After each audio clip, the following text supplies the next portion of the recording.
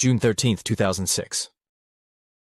Alexander Pichushkin finishes his shift at a supermarket in Moscow, chatting to his co-worker Marina Moskalyova, suggesting the pair of them go for a walk in the local Bitsa Park tomorrow together. The next day, as Marina gets ready to meet him, she suddenly feels a sense of unease. It isn't specifically to do with Alexander, who she knows well from work and has always seemed quiet and polite. It's because the news recently has been dominated by talk of a serial killer being dubbed the Bitsa Park Maniac. Over a dozen bodies have been discovered in the expansive park, having been viciously and brutally murdered in a case that has so far stumped investigators and left the entire city in a state of panic. So with this playing on her mind, Marina decides to write a note for her son before leaving to meet Alexander, telling him exactly who she was going to be with, where she was going, and even leaving Alexander's phone number. Getting the metro together to the park, the two co-workers wander through the peaceful woods chatting and laughing. As the sun begins to set, they stop in a clearing to share a few beers.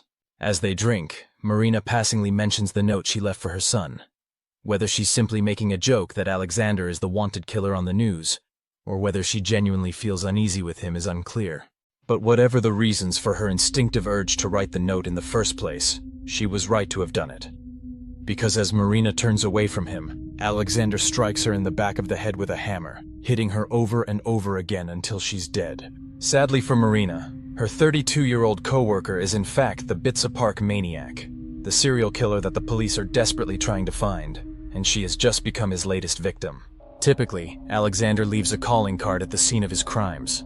A foreign object, normally a vodka bottle, shoved into the wound at the back of his victim's skull. But without a vodka bottle on him, this time he locates a stick and inserts it into Marina's skull instead, making sure when her body is discovered it will be linked to the other maniac murders. When he's finished, he simply walks away and returns to his family's apartment as if nothing has happened. With the knowledge that he will likely be the primary suspect in her murder, it's unclear why Alexander murdered Marina.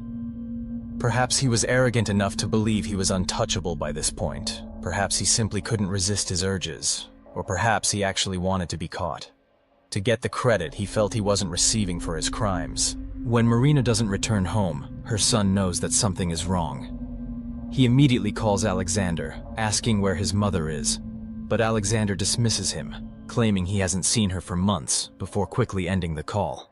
Knowing Alexander works with his mother, and having read the note stating she was meeting him that day, her son knows that he's lying. So he calls the police, who quickly begin searching the park where 12 victims of the maniac have already been found.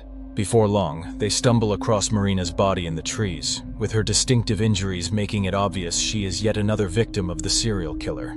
As police search her body and the surrounding area, they discover a metro ticket in her pocket, time-stamped to earlier that day. They quickly begin reviewing surveillance footage, and it isn't long before they locate a video of Marina with Alexander boarding a train and getting off near Bitsa Park. With this evidence alongside Marina's note, police head to Alexander's home, knocking on the door. Oblivious, his mother Natasha answers to see a swarm of riot police who tell her they are going to take her son in for questioning.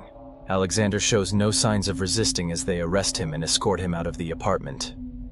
Confused why they are taking her son, Natasha falls silent when officers hand her a document detailing the murder charges against him. She falls into the couch, trying to comprehend if her son could really be the Bitsa Park Maniac she's been hearing about on the news. As police search through the apartment, seizing items for evidence, they locate a chessboard belonging to Alexander, with 61 of its 64 squares marked off, alongside a diary filled with corresponding dates for each mark. Though it seems unusual, it doesn't strike them as significant. Not yet, at least. In custody, Alexander initially remains silent, unwilling to cooperate. Despite this, Senior Detective Andrei Suprunenko is confident that Alexander is desperate for attention and admiration, so he tries to push the right buttons to rub his ego and encourage him to open up about his crimes. His plan works almost immediately. Alexander confesses to the 13 Bitsa Park Maniac murders that the police are already confident he was responsible for, offering details only the killer could know to prove he isn't lying. But shockingly, he then tells them that these were by no means the only murders he has committed. In fact, he tells them that he's killed more than 60 people, with every mark on the chessboard they found in his apartment representing one of his victims. As you can imagine, Detective Suprunenko and his team initially assume Alexander is making up this large victim count in an attempt to cement his legacy as Russia's most prolific serial killer. However, Alexander provides the detectives with a chilling level of detail for all of the murders he claims to have committed, making them pause and question, could he really have killed that many people? Disturbingly, over the next few months, the detectives are able to gather enough evidence to prove that at least 49 of the murders Alexander claims to have been responsible for are real, and happened exactly as he claimed, including 3 further accounts of attempted murder, 2 of which were victims he had marked off on his board, not realizing they had survived his attacks. To their shock, they had indeed apprehended one of, if not the, most prolific serial killers in Russian history, who had carried out some of the most brutal crimes the nation had ever seen. Cold and lacking any sense of remorse, Alexander later remarked that he's happy he at least managed to outdo his idol, serial killer Andrei Chikatilo, the Rostov Ripper, surpassing his body count before he was caught. However, he was disappointed that he failed to achieve his main goal, to kill 64 people, 1 for every space on his chessboard. Describing why he did what he did, Alexander would later claim, "For me, life without murder is like life without food for you. I felt like the father of all these people, since it was me who opened the door for them to another world." With his killing spree beginning in the early 90s, his typical victims were the elderly or homeless, many of whom he had previously played chess with in the park, or vulnerable addicts and alcoholics he could lure to secluded areas under the guise of sharing vodka with them. While initially he had discarded bodies in a sewage system near the park, as he grew bolder he began leaving them in plain sight, along park paths or in the stream running through it. This was a killer with no fear, who wanted people to know what he had done. To him, the lives he took were simply pawns in a grotesque game of life and death. This is the story of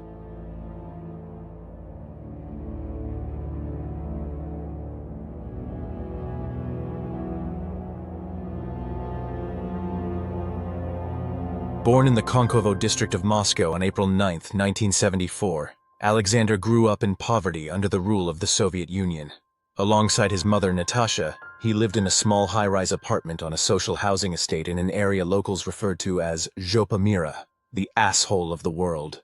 With his father walking out on him before he'd even turned 1, his grandfather stepped in to try and help raise him alongside his mother. Although their apartment was small and cramped, the scenic Bitsa Park was only a couple of minutes away down the road, providing an escape from their concrete surroundings to relax, play, and go for peaceful walks. Covering more than 2,700 acres featuring expansive forests, beautiful streams, and winding paths to explore, Bitsa Park was a stark contrast to the rest of the city. Many Muscovites flocked there to unwind on horseback, ride bikes, and to enjoy tranquil walks. It was also home to groups of men playing chess, no matter the weather. And it was in this park that something would happen that would alter the path of Alexander's life forever. As a child, Alexander was outgoing, easy to get along with, and made friends effortlessly. But that all changed after an accident on the swings in the park. Falling off, he hit his head hard on the ground. He initially laughed off the injury, but as he got back up, the swing came back and struck him on the temple. It didn't cause an obvious wound, but it would later be determined to have damaged his brain, specifically the frontal cortex. Whether this played a role in his future darkness is debatable, but experts claim this part of the brain controls emotions and impulses, including the ability to manage dangerous urges. And from that day on, Alexander's personality completely changed. Where once he had been joyful and outgoing, now he was distant, withdrawn, and prone to fits of anger. He became extremely hostile towards everyone, and began acting on his darker impulses. Suffering with cognitive issues in the aftermath of the injury, he was bullied relentlessly at school, only fueling his growing anger and resentment towards other people. So Natasha moved him to a special needs school for children with learning disabilities, hoping it would help him. But instead, this change only made him more withdrawn and angry. As he grew up, Alexander struggled to form any relationships with people, instead finding comfort in his bonds with animals. Which it's worth saying is quite interesting, as a lot of future serial killers show signs of violence and cruelty towards animals in their younger years. With the birth of his sister Katya in 1982, Alexander's grandfather, the one human he seemed to have formed a deep bond with, took on a larger role in his life.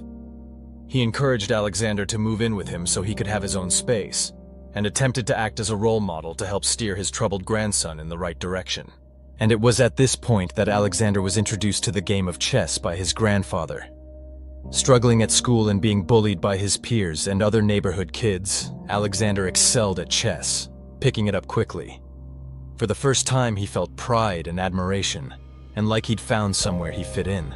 With his grandfather's encouragement, Alexander began playing public matches with much older, seasoned players, who he was frequently able to beat. The game became a way for him to channel his anger and frustration into something constructive, and he found the rush he got from being seen as exceptional at something intoxicating. He even found that his darker desires for dominance and control were being sated by the game, at least for now. But this all changed when his grandfather passed away, causing Alexander to fall into a severe depression and move back in with his mother and sister. While he continued playing chess, he no longer felt the rush he once did from his victories, and he began drinking excessively as a way to cope with his depression. But the alcohol only made Alexander's mental health worse. His mother tried to help him by adopting a dog, knowing how much he loved animals, but even that had little impact on his mood. And when it passed away, his mental health seemed worse than ever. What nobody knew was that during this time, something sinister had taken root inside of him. Chess had once been able to help him with his darker needs to feel powerful and dominant, but now these urges were becoming muddled with his anger and his desire for revenge against the world around him.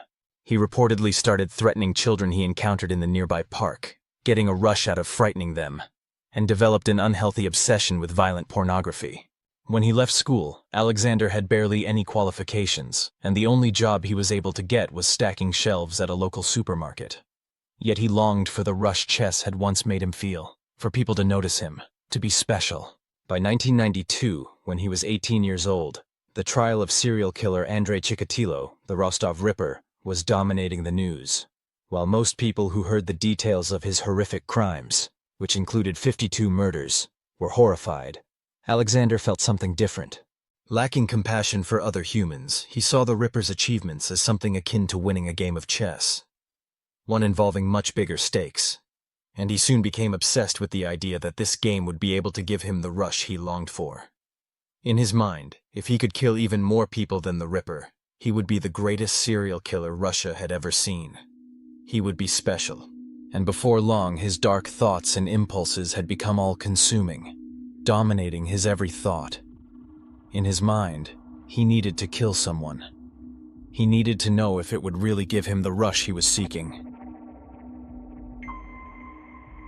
Though Alexander had failed to make any friends at school or in his supermarket job, he did feel a connection to another teenager he had met playing chess in the park. And perhaps out of his own deluded naivety, he felt this connection meant this boy, Mikhail Odachuk, was feeling the same way as him, desiring the same rush, and would want to join him in his mission to kill someone. So on July 27, 1992, he arranged for Mikhail to meet him at the park to play a game. Expecting to join him in a match of chess, Mikhail was taken aback when Alexander told him what the plan for the day was, to find someone they could murder together. As they walked together, Alexander suggested they target someone who wouldn't be missed, like a homeless person. But he began to grow confused when he realized that Mikhail wasn't taking him seriously. He thought this was all some sort of joke. Deep in the woodland together, realizing his friend didn't share his feelings or ambitions, and that he was completely alone with his dark thoughts, Alexander snapped. When Mikhail turned his back, Alexander pulled out a hammer and struck him in the back of the head, hitting him more than 20 times until his skull was completely crushed. When he'd finished, Alexander felt a rush like never before, describing it as feeling similar to a first love. This murder was everything he had dreamed it would be. But the rush quickly changed to panic when 3 days later, after discovering the body in the park and being told Alexander had last been seen with him, police turned up at his door. Feeling no guilt or remorse for what he'd done, Alexander found it easy to lie, denying any involvement or knowledge about what had happened to his only friend. And with no evidence against him, police dismissed him as a suspect. He had gotten away with it. According to Alexander, he saw an opportunity to relive the rush when he encountered a young man called Sergei in his apartment complex that same year. Sergei, he claimed, was dating his neighbor, Olga, who he was infatuated with. He had become enraged after she had turned down his advances, and so he pushed him out of the apartment window, sending him falling to his death.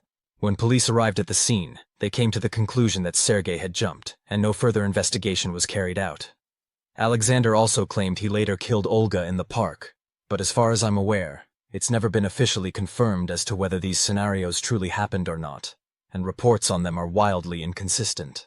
Whatever the truth of it, it appears that after 1992, Alexander stopped killing, his dark passenger, as Dexter might call it, having seemingly been sated by his first murder or murders. Some have speculated that this pause was the result of his idol, the Rostov Ripper, being convicted and sentenced to death, with his execution being carried out in 1994. It's possible that this might have dampened Alexander's desire to follow in his footsteps. Whatever the reason, for the next 9 years, Alexander continued working his monotonous job at the supermarket and living in the cramped apartment with his mother and younger sister, blending into society as nothing but an ordinary man. But hiding behind this visage, his dark urges were continuing to grow, and he began developing a plan to unleash them onto the world. Spending all his free time at the park, he began to imagine a chessboard as his canvas, with every square on the board representing a life he could take. If he were to fill an entire board with victims, there would be no question that he had killed more people than the Ripper, and everyone would take notice of him, and would think he's special. On May 17, 2001, Alexander was playing chess with Yevgeny Pronin in the park. After their game, he told him that it was the anniversary of his dog's death, and that he wondered if he would accompany him to his dog's grave in the woods and share a toast to his memory. Walking deep into the park, Alexander found the secluded spot he claimed his dog was buried at, pulled out a bottle of vodka to share with Yevgeny, and poured them both a drink. For a while, everything seemed perfectly normal to Yevgeny as they sat chatting and drinking. But as soon as he turned his back on Alexander, he struck him in the head with the bottle of vodka, rendering him unconscious. Unlike last time, where he caved in Mikhail's skull, Alexander stopped with the single strike, and instead dragged his victim's unconscious body towards a well in the park. One of several in the area, the well connected to Moscow's vast, fast-flowing sewer system, which he knew would carry the body far away from the scene of the crime. If Yevgeny somehow miraculously managed to survive the 30-foot fall down into the sewers below, Alexander was confident the unconscious man would drown in the water regardless. Feeling the rush of murder once again, this time leaving no body to be found and picking a victim he was confident nobody would be looking for, Alexander returned home and marked down the kill on his chessboard. His dark passenger now in full control of his every move, Alexander killed 9 more men over the next 2 months, following the exact same pattern. He'd invite them into the woods to drink vodka and toast the memory of his dead dog, hit them in the head with either a hammer or a wrench, and toss their unconscious bodies into the sewers. Then he'd go home and mark their deaths onto a square of his prized chessboard. According to Alexander himself, I would sometimes wake up with the desire to kill, and would go to the woods that same day. I liked to watch the agony of the victims. He also claimed that he wanted his victims to be alive when he dropped them into the wells, so they could understand what was happening to them. Nobody noticed any change in his life or his behavior during this time, and as far as he could tell, nobody had noticed any of his victims, who were predominantly homeless men and drifters he knew from playing chess, had even disappeared, let alone been killed. And if authorities were informed or one of their bodies somehow happened to turn up, he knew it was likely their cases wouldn't be investigated because of who they were. They would just be a drunk homeless man who stumbled, fell into the sewer, hit their head and died. After this initial burst of almost weekly murders, Alexander killed another 5 men over the next 6 months, all in a similar manner to his first 10 victims. But by February of 2002, he was starting to grow tired of this method of murder. While his chessboard was filling up fast, and he was confident he was able to evade capture, the rush he so desperately sought from his murders was growing weaker with every kill. Something needed to change. According to Alexander, at some point around this time he walked into a police station near the park, and openly declared that he had killed people, and would continue to kill people. But the officers, assuming he was just another drunk, laughed him off and sent him on his way. Whether true or not, it makes one thing disturbingly clear. Alexander wanted recognition for what he was doing, and was willing to take massive risks if they meant he got to feel the rush he craved. So, for his next victim, rather than luring a homeless man in the park, Alexander selected a 19-year-old shop clerk, Maria Viricheva, as his target, believing the fact that her disappearance wouldn't go unnoticed like the others might help give him the rush he craved again. 3 months pregnant, Alexander knew he couldn't use his typical promise of alcohol to lure her into the park. So instead, he told her he had found a stash of black market goods in the woods that he would let her share with him if she helped him to move it. Desperate for money for herself and her baby, Maria unfortunately agreed to his proposal. Deep in the woods, Alexander lifted a manhole cover he claimed was concealing the goods. When Maria leaned over to take a look, he shoved her into the well. However, unlike his previous unconscious victims, Maria fought back, clinging on and refusing to go quietly. So he pulled her up by her hair and slammed her head against the concrete wall of the well. Dazed, Maria dropped down into the well, disappearing into the darkness. As Alexander walked away, savoring the rush from what he believed was his latest murder, Maria fought desperately for her life. Down in the sewer, she struggled to stay above the water, her heavy winter clothes making it difficult to swim. So she shed whatever she could of her outfit and tried to keep her head above the water, determined to survive not just for herself, but for her unborn baby. After hours of swimming and being carried by the water, she came across a ladder leading up to another well. Her whole body trembling, her head still throbbing, she managed to climb the ladder. But when she reached the top, she was too weak to move the manhole cover above her more than an inch or two. Able to just about see a slither of the world outside, with morning sunlight shining in her eyes, she spotted a terrified woman looking at her, her attention drawn by the moving manhole cover. But before Maria could call out for help, the woman fled. Just as she was starting to lose hope of escape, the woman returned with 2 security guards from a nearby store, and the 3 of them helped lift the manhole cover and pull her to safety. Taken to a hospital where she learned that her unborn child was miraculously unharmed by the ordeal, Maria told a police officer all the details of her attack, including Alexander's full name. Yet the officer showed no interest in investigating her claim, dismissing her entire account seemingly because she lacked the right documentation to have been living in Moscow. Had that police officer actually investigated her claims, a serial killer, with over a dozen kills already, could have been stopped. Yet instead, Alexander was left to walk free, and his crimes were about to get a whole lot more dark and disturbing. Believing he had murdered Maria, and with police ignoring her report, Alexander continued killing unchallenged, taking another 3 lives before selecting 13-year-old Mikhail Lobov as his next victim. With the promise of cigarettes and vodka, Alexander lured the teenage boy away from a local metro station and into the park, before striking him on the head with the vodka bottle like usual. Dragging him to the well, he shoved Mikhail down and into the abyss below, before walking away, marking yet another death onto his chessboard. However, Alexander had failed to notice that Mikhail's jacket had gotten caught on a metal protrusion at the edge of the well, stopping him from falling in. When he regained consciousness, the teenager was able to pull himself out of the well and run to a nearby police officer for help.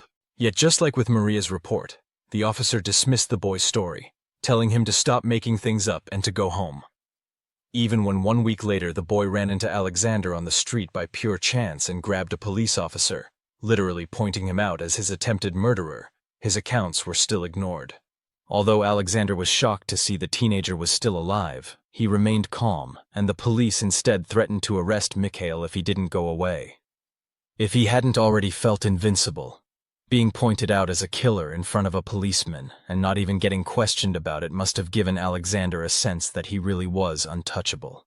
Growing increasingly bold, rather than targeting homeless and vulnerable individuals, Alexander turned his attention to his own neighbors, later claiming that the closer he was to a victim, the better the rush he got for killing them was. One of his victims was Valery Kolyazhov, who he later claimed he chose to murder because he had said something insulting about his family dog years earlier. After killing more than 10 people living in the high-rise buildings in his own neighborhood, including 3 from his own building, locals began to take notice.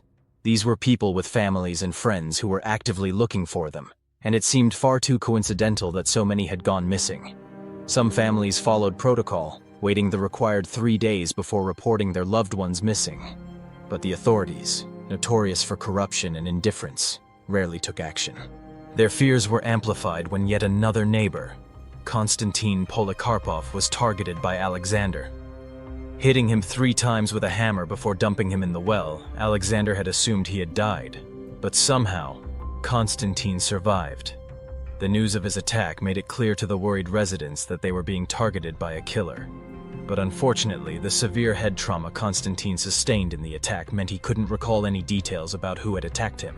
Their fears soon turned to speculation, with rumors spreading like wildfire that an escaped psychiatric patient from the nearby hospital was hunting people in the park, or that the Chechens or the mafia were behind the disappearances. Some bodies of his victims were eventually discovered at a wastewater treatment plant miles away, their remains having drifted through the labyrinth of underground tunnels, with no connection to Bitsa Park being made. Despite appeals to the police to find out what was going on, no investigation was launched, and by 2003, Alexander's chessboard already had more than half the squares filled out. Yet in some ways, his success as a killer going under the radar robbed him of something he had always wanted. Even though some neighbors had theorized a killer may be operating in the area, nobody even knew he existed. Nobody cared about what he was doing. In his eyes, he was the most dangerous and deadly killer Moscow had ever seen, yet he might as well not exist. He was growing tired and dissatisfied with his murderous routine. It was time for another change.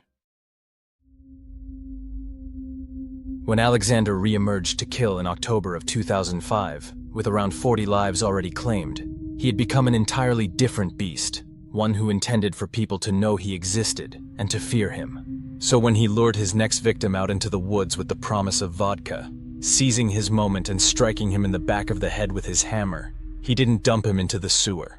Instead, he hit him again and again until he'd cracked open the back of his skull. Then, he took the vodka bottle and inserted it into the hole in his head he had created. This was going to be his calling card. So this time, he left the mutilated body out in the open to be found. On October 15th, police officers patrolling in the park stumbled across the body, face down in the underbrush, with the vodka bottle sticking out of his skull. There was little evidence that could be recovered from the scene, but police had no doubts that this was the work of a maniac. One who had killed before. And by Christmas, 7 more bodies had been found, including a retired police officer, Nikolai Zakharchenko. None of the victims appeared to have been robbed, but they all shared one horrific feature: severe head injuries, with vodka bottles or wooden sticks forcibly jammed into their skulls, with the media dubbing the killer the Bitsa Park Maniac, and comparing his crimes to those of the Rostov Ripper. There was suddenly immense pressure to figure out who was responsible, even if the authorities were unaware of the 40 or so victims Alexander had killed prior to leaving bodies out in the open. Had Alexander stuck to his usual method of disposing of bodies in the sewer wells, it's possible he would never have been caught. But by the same standards, he would have never had the recognition that he longed for.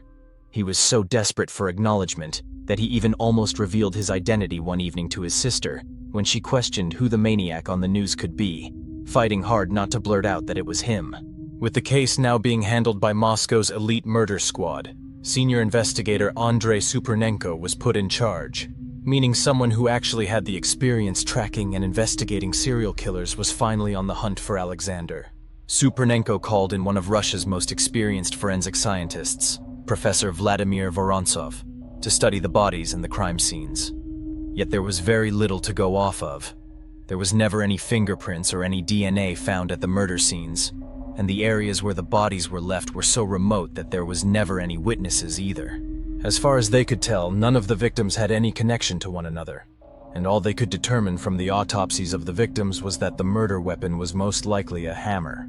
With no concrete leads, 200 police officers were deployed, both in uniform and plain clothes, to comb through the park around the clock. They were narrowing their focus, talking to everyone they could, and putting together sketches of possible suspects. It was during this effort that they arrested a transvestite man who was found carrying a hammer in his bag, claiming he carried it for protection. It seemed like they might finally have a suspect, but after 24 hours of questioning, his alibi checked out, and he was released. Around the same time, police actually shot an innocent man while patrolling the park, after getting into a confrontation with him when they tried to arrest him. Despite all the added attention from the police and the media, with many people actively avoiding going to Bitsa Park altogether, Alexander continued his killing spree, with 2 women being among his next victims left in the park to be found. In total, authorities discovered 12 bodies, each having suffered the same types of injuries, with their skulls having been caved in and a foreign object, normally a vodka bottle, having been inserted into the open wound. Yet it was the 13th body they found that finally turned them onto the identity of Alexander. For reasons that are unknown to this day, Alexander picked his co-worker, Marina Moskalyova, as his next victim. Not only was she someone with very clear and direct links to him, but he was fully aware that she had told her son that she was with him the night he murdered her. It seems impossible to imagine that Alexander expected any other outcome than being caught when he left Marina's body in the park on July 14, 2006, as described in the opening. I can only assume that the added risk of the crime gave him an even greater rush, and that, if anything, he found pleasure in the idea that he would finally be identified and acknowledged as Russia's most prolific serial killer of all time. On July 16, 2006, a team of officers in riot gear rushed into the Pichushkin's apartment armed with rifles, arresting Alexander and escorting him out of the building. Handing a document detailing the charges against him to his mother, Natasha, she was left stunned as she discovered that police believed her son was the maniac on the news. She sat motionless on the sofa as detectives and forensic experts combed through the apartment, searching for any evidence that might tie Alexander to the other 12 murders they believed he was responsible for, alongside that of Marina. It was at this point that they found the chessboard that would earn him the nickname, the Chessboard Killer, with 61 markings filled in, each for one of his victims. They also discovered his diary, which included dates corresponding to every murder he had committed. Although Alexander initially refused to cooperate with the detectives, Supernenko knew how to push his buttons, stating, "I told him I admired him, and he liked that, and then he opened up. It was very important for Pichushkin that people think he was a hero, so I made him feel like a hero." Although they had initially arrested him in connection with 13 murders, as the detective spoke with Alexander, he began to realize that there were far more victims than he or his team could have ever imagined. Alexander openly told them about more than 60 kills, showing no signs of remorse or regret. Supernenko initially assumed Alexander was lying to make himself seem more significant and dangerous than he was, thriving off the attention the claims might bring to him. However, as he began offering up alarmingly precise details about his crimes, he gave Supernenko enough reason to investigate his claims. Taking him to Bitsa Park regularly over the next months, Alexander reenacted his crimes, describing exactly where, when, and how he killed each victim, matching his details and stories up with missing person reports and various bodies that had been discovered. Supernenko and his team worked hard to gather forensic evidence, including his hammer, and to locate bodies related to his claimed crimes. They even took accounts from the handful of people who had survived his attacks, with both Maria Viricheva and Mikhail Lobov retelling the events of Alexander's attacks on them. Had police taken either of their accounts seriously when they reported them years earlier, Alexander could have been stopped before killing a vast number of his victims. After months of investigation, Supernenko and his team had gathered enough physical evidence to tie Alexander to the murders of 49 people, and so he was formally charged with 49 counts of murder and 3 counts of attempted murder. The only regret Alexander seemed to show was that the police hadn't been able to accurately confirm all of his 60-plus kills, and that he'd failed to finish filling out his chessboard of victims before he was caught. Strikingly, the thing Supernenko found most compelling about Alexander, given how many murders he had now been directly connected to, was that he seemed so ordinary. Despite months of long conversations with him, he found that he had no strong opinions, no real preferences, and offered no particularly deep thoughts about anything at all. He didn't seem like a crazed maniac, just a boring supermarket employee. On September 13, 2007, Alexander stood trial in Moscow, held in a glass cage throughout the entire proceedings, just like his infamous idol, the Rostov Ripper.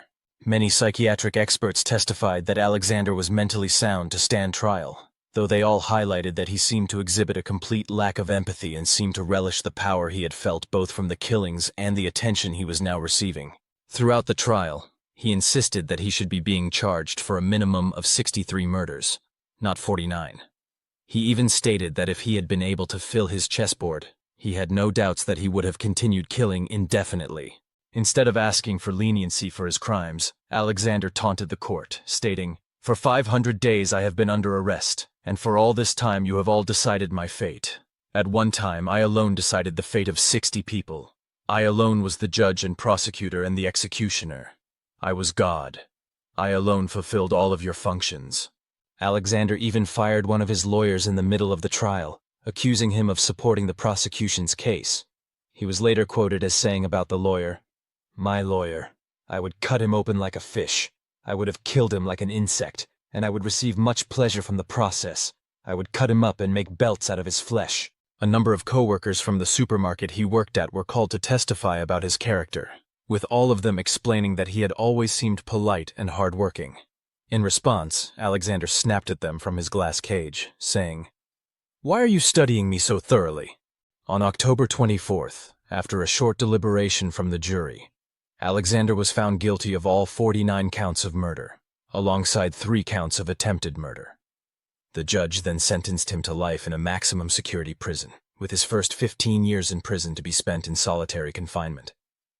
When the judge asked if he understood his sentence, Alexander simply replied, "I'm not deaf."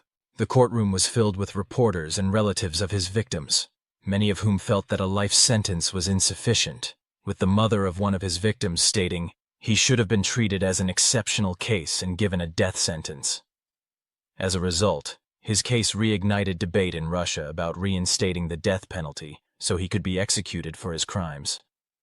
Another family member of one of his victims even stated, "He should be handed over to the public for punishment rather than allowed to live in prison at our expense." A week later, his lawyers filed an appeal for a reduced sentence of 25 years, but their appeal was denied at a hearing where loved ones of his victims screamed and shouted out at him in anger and despair. Alexander's mother, reflecting on her son's actions, would later state in an interview, "I know now that I raised my son very poorly. I can't say what I did wrong. I just tried to raise him like a normal mother. I think I didn't know my son very well." As of 2017, Alexander is serving his sentence in an Arctic penal colony known as Polar Owl. During his confinement, he began a relationship with a woman called Natalia, getting engaged to her in 2016. According to reports, Natalia has stated that she's proud of him, and despite never having actually met him in person, is determined to marry him and have a child with him. She even has a tattoo of his face with a chessboard on her arm. In 2020, another serial killer, Anatoly Shanarov, was arrested after he murdered 6 people in the span of 17 days with a hammer. According to police, he was attempting to emulate and outdo Alexander's notorious crimes, just like Alexander himself had once attempted to outdo the Rostov Ripper. Despite his claimed goal of killing more people than the Rostov Ripper, having only ever had 49 of his murders officially confirmed, Alexander technically falls short of the Ripper's confirmed 52 kills. Whatever the true motive for his actions, his childhood brain injury, mental illness, or just being a twisted individual, Alexander, the Chessboard Killer, will officially go down in history as one of Russia's worst ever serial killers. When he finally dies in prison, I doubt there will be many people mourning his loss. And with that, our exploration of this very dark and twisted case comes to a close. As always, thanks so much for watching. If you found this video interesting, please remember to like and subscribe, and drop a comment down below to let me know your thoughts. If you have any ideas for cases you'd like to see me cover, please feel free to let me know down in the comments here, or on any of my other videos. Until next time, you have been watching The Mystery Abyss.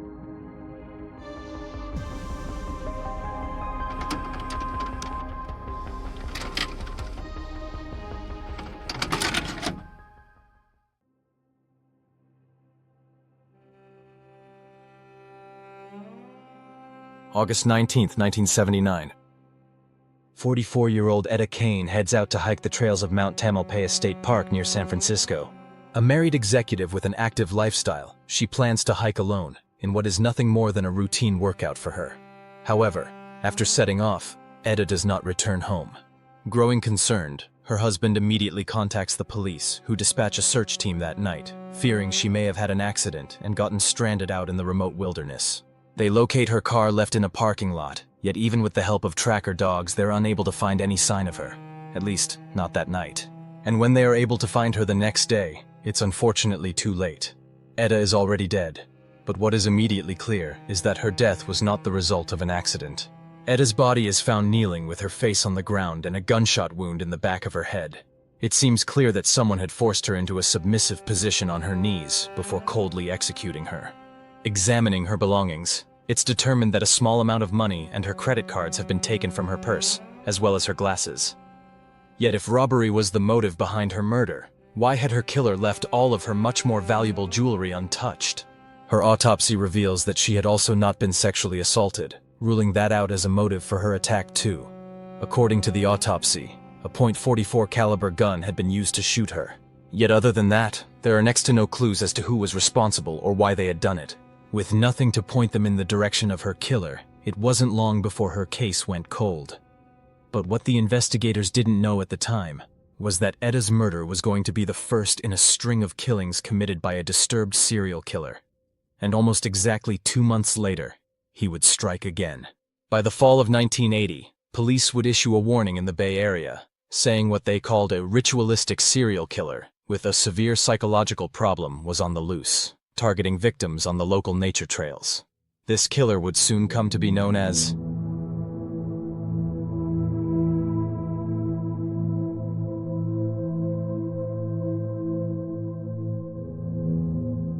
On the evening of October 21st, almost exactly 2 months later, a group of hikers just north of Painted Rock at Land's End came across a set of bloody keys on a hiking trail, which led them to discover the body of 23-year-old Mary Frances Bennett buried beneath a thin layer of dirt and branches. Mary had been stabbed 25 times in the neck, chest, and back, with the crime scene being so disturbing that one of the arriving officers described her as having been butchered. An intern at an accounting firm who had only recently moved to the area, Mary had set out jogging that morning before encountering whoever had brutally murdered her on the trail. But with few similarities to the case of Eda, the two crimes were not connected, and with no suspects, no evidence, and no leads, both cases were left to turn cold. But then, months later on March 8, 1980, another victim, Barbara Schwartz, was discovered along the same Mount Tamalpais trail where Eda had been shot in the back of the head. However, Barbara had not been shot. She had been stabbed multiple times in the chest in a similar manner to Mary. And this time, there was a witness to what had happened. That day, a female jogger noticed a man approach Barbara as she was out with her dog, her attention being drawn to the scene by the sound of the dog's barking. Although she was watching from far away and through the trees, she described the man to have dark hair and a hawk-like nose, to be young and athletic, and to likely be in his mid-20s. Then, suddenly, the man began stabbing Barbara repeatedly until she collapsed dead. Some reports claim that Barbara was stabbed while in a kneeling position similar to Eda, but I could not confirm this detail. The female jogger quickly fled the scene, returning with the police, but as you can imagine, the killer had vanished by the time they made it back. With the crime scene cordoned off, investigators were able to locate a pair of blood-stained bifocal glasses that they hoped might have been dropped by the killer, giving them their first potential lead in the case. Barbara's autopsy revealed that she had suffered a total of 12 stab wounds, all inflicted with a 10-inch knife. Although the investigators had failed to locate the weapon, it had actually been left at the crime scene and was discovered a couple of days later by a group of children. Unfortunately, however, the weapon was handled by a reporter before police retrieved it, and any potential fingerprints on it were lost. While the knife turned out to be sold in a specific supermarket chain, the investigators were unable to pinpoint the exact store it had been purchased in. As a result, they had no way to check who might have bought it. The knife was a dead end. But the bifocal glasses, perhaps, were not. It turned out the specific type of glasses found were often issued in prisons, leading the investigators to believe the killer was likely a former inmate. They even contacted the San Francisco branch of the FBI to help them identify any released convicts that matched their description, compiling a list of recently released inmates with a history of violent sex crimes. But they failed to identify a viable suspect. One of the reasons for this was likely that the female witness's description of the attacker had led them on a wild goose chase. A number of other hikers actually came forward, describing a lone man in his 40s they had witnessed on the trails that day, who stood out to them because he was wearing glasses and a raincoat, despite the fact that it wasn't raining. But this man did not in any way match the description given by the key witness, and so was not pursued as a lead. Unfortunately, as is often the case, the description from the key witness of the attacker was incredibly inaccurate. And this man in the raincoat wearing glasses like the ones they had discovered was more than likely the true killer. The same day Barbara was murdered, police in a different jurisdiction actually interviewed an injured man who claimed to have gotten his wounds in a convenience store attack. Calm and rational, this man didn't fit the profile of a violent killer. Yet the officers didn't even know about the murder to connect the dots, and so sent him on his way without even taking his details. Later that day, the same injured man arrived at an optician's to acquire a new pair of glasses, with the exact same specific prescription as the bifocals police had found at the crime scene. Seemingly by pure coincidence, Barbara was also a client of the store. But with no knowledge of what had happened, the optometrist had no reason to inform the police about the customer. If the connection to this man had been made that day, it's possible that many lives would have been saved. On October 13th, the killer struck again, with 26-year-old Ann Alderson vanishing after going hiking along the same trails in Mount Tamalpais State Park. Her body was discovered the following day by a passerby positioned by a rock facing up. Like Etta, Ann had been shot in the back of the head, and the twisted position of her body implied she had also been in a kneeling position when it happened. Having been shot 3 times, investigators anticipated her autopsy would show a .44 caliber gun had been used to kill her, just like Etta. However, her autopsy instead revealed that this time a .38 caliber pistol had been used for all 3 shots. And there was another key difference. There was evidence that Ann had been sexually assaulted before she had been killed, with sperm being found inside of her. Interestingly, she was fully clothed when she was discovered, implying her killer had made her redress after the assault. With no witnesses, the last sighting of Ann alive was from the caretaker of a nearby inn, who had seen her sitting alone watching the sunset. The same caretaker had also seen a man standing idly in the area earlier that day, who he described as being in his 50s, but couldn't offer much more detail than that. Ann's right earring was also discovered to be missing, likely taken by her killer. Given there had now been 4 murders, with 3 of them being along the exact same trail, it seemed more than likely to detectives that they were dealing with a serial killer, which led them to believe that the various missing personal items, including Ann's earring, might be being kept as trophies by the monster responsible. But then, 3 days after Ann's body was discovered, 2 more victims were found in a home in Mill Valley.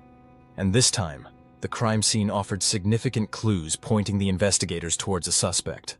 That night, police received a call from a concerned neighbor leading them to enter the McDermott house in Mill Valley. Inside, they found 40-year-old Edwin McDermott lying in a hallway with several gunshot wounds to his head and chest. Upstairs, his mother, 75-year-old Helen, was also discovered lying dead on her bed, covered with a blanket, having been shot in the head. They then entered the locked basement, where Edwin's younger brother Mark lived. Yet instead of finding his body, they found a mocking note left for them signed by someone calling themselves Mr. Hate. They also found a number of weapons and shell casings, including live rounds of .38 caliber bullets. Soon after, a local newspaper published letters from someone claiming to be responsible for the murders of Edwin and Helen, which police confirmed to have been written by the same person as the Mr. Hate letter. Suspecting Mark to be the one responsible, police addressed him directly in the coverage of the case, asking him to turn himself in. Surprisingly, he did as they instructed, showing up with a .38 revolver in his belt. Mark revealed to the police that he suffered from schizophrenia, as did his brother and mother, and that he had killed Edwin because he believed he was a monster who was hurting other people and needed to be stopped. He then killed his mother to stop her discovering what he'd done. While his testimony could have potentially signaled that he, or even his brother, was behind the Trailside murders, his .38 caliber pistol was not a match for the one used in Ann's murder, nor were any of the other weapons recovered from the house. Though he initially seemed like a strong suspect, he was quickly ruled out for one glaring and irrefutable reason. The killings continued once he was in custody. On November 29, 1980, 4 bodies were found on the exact same day in the Point Reyes National Seashore Nature Reserve. Initially, authorities began looking for 25-year-old Shauna May when she failed to meet up with her friends in the reserve, who she had arranged to join for a hike on November 27th. After 2 days of searching for her, 2 bodies were located together, both having been shot in the head, identified as 19-year-old Richard Stowers and his 18-year-old fiancée Cynthia Moreland.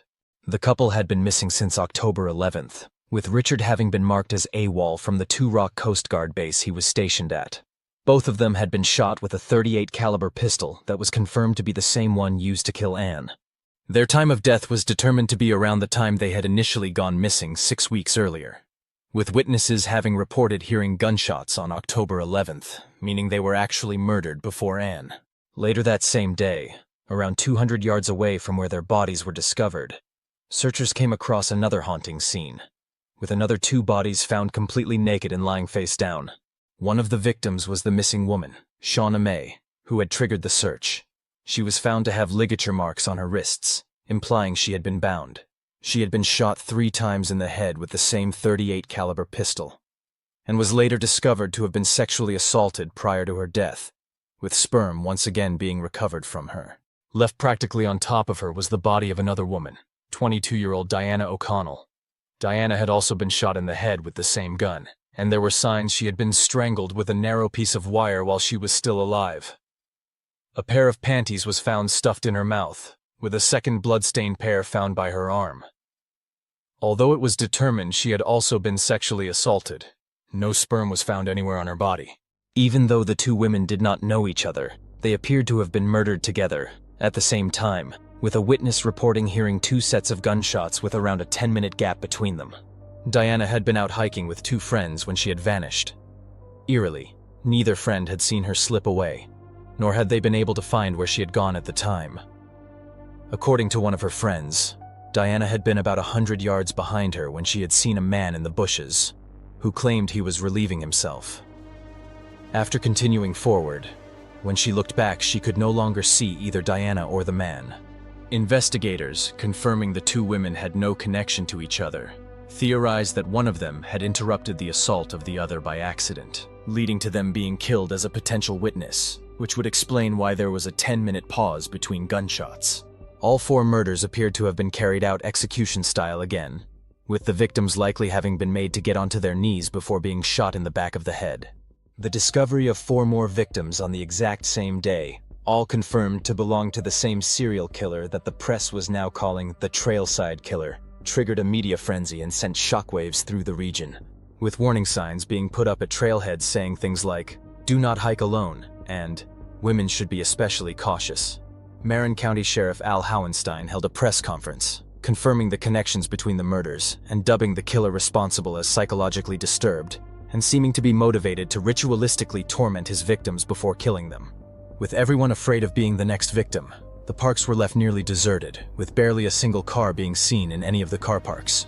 Guided tours saw endless customers dropping out at the last minute. Sheriff's deputies even began stopping drivers entering certain areas to warn them about the dangers, as well as mounting patrols to monitor the trails. Sheriff Howenstein had a composite sketch made from the descriptions of the various witnesses in hopes of anyone recognizing the suspect. However, the witness accounts were varied and contradictory, unable to even agree on the ballpark of the suspect's age, making it hard to produce an accurate likeness.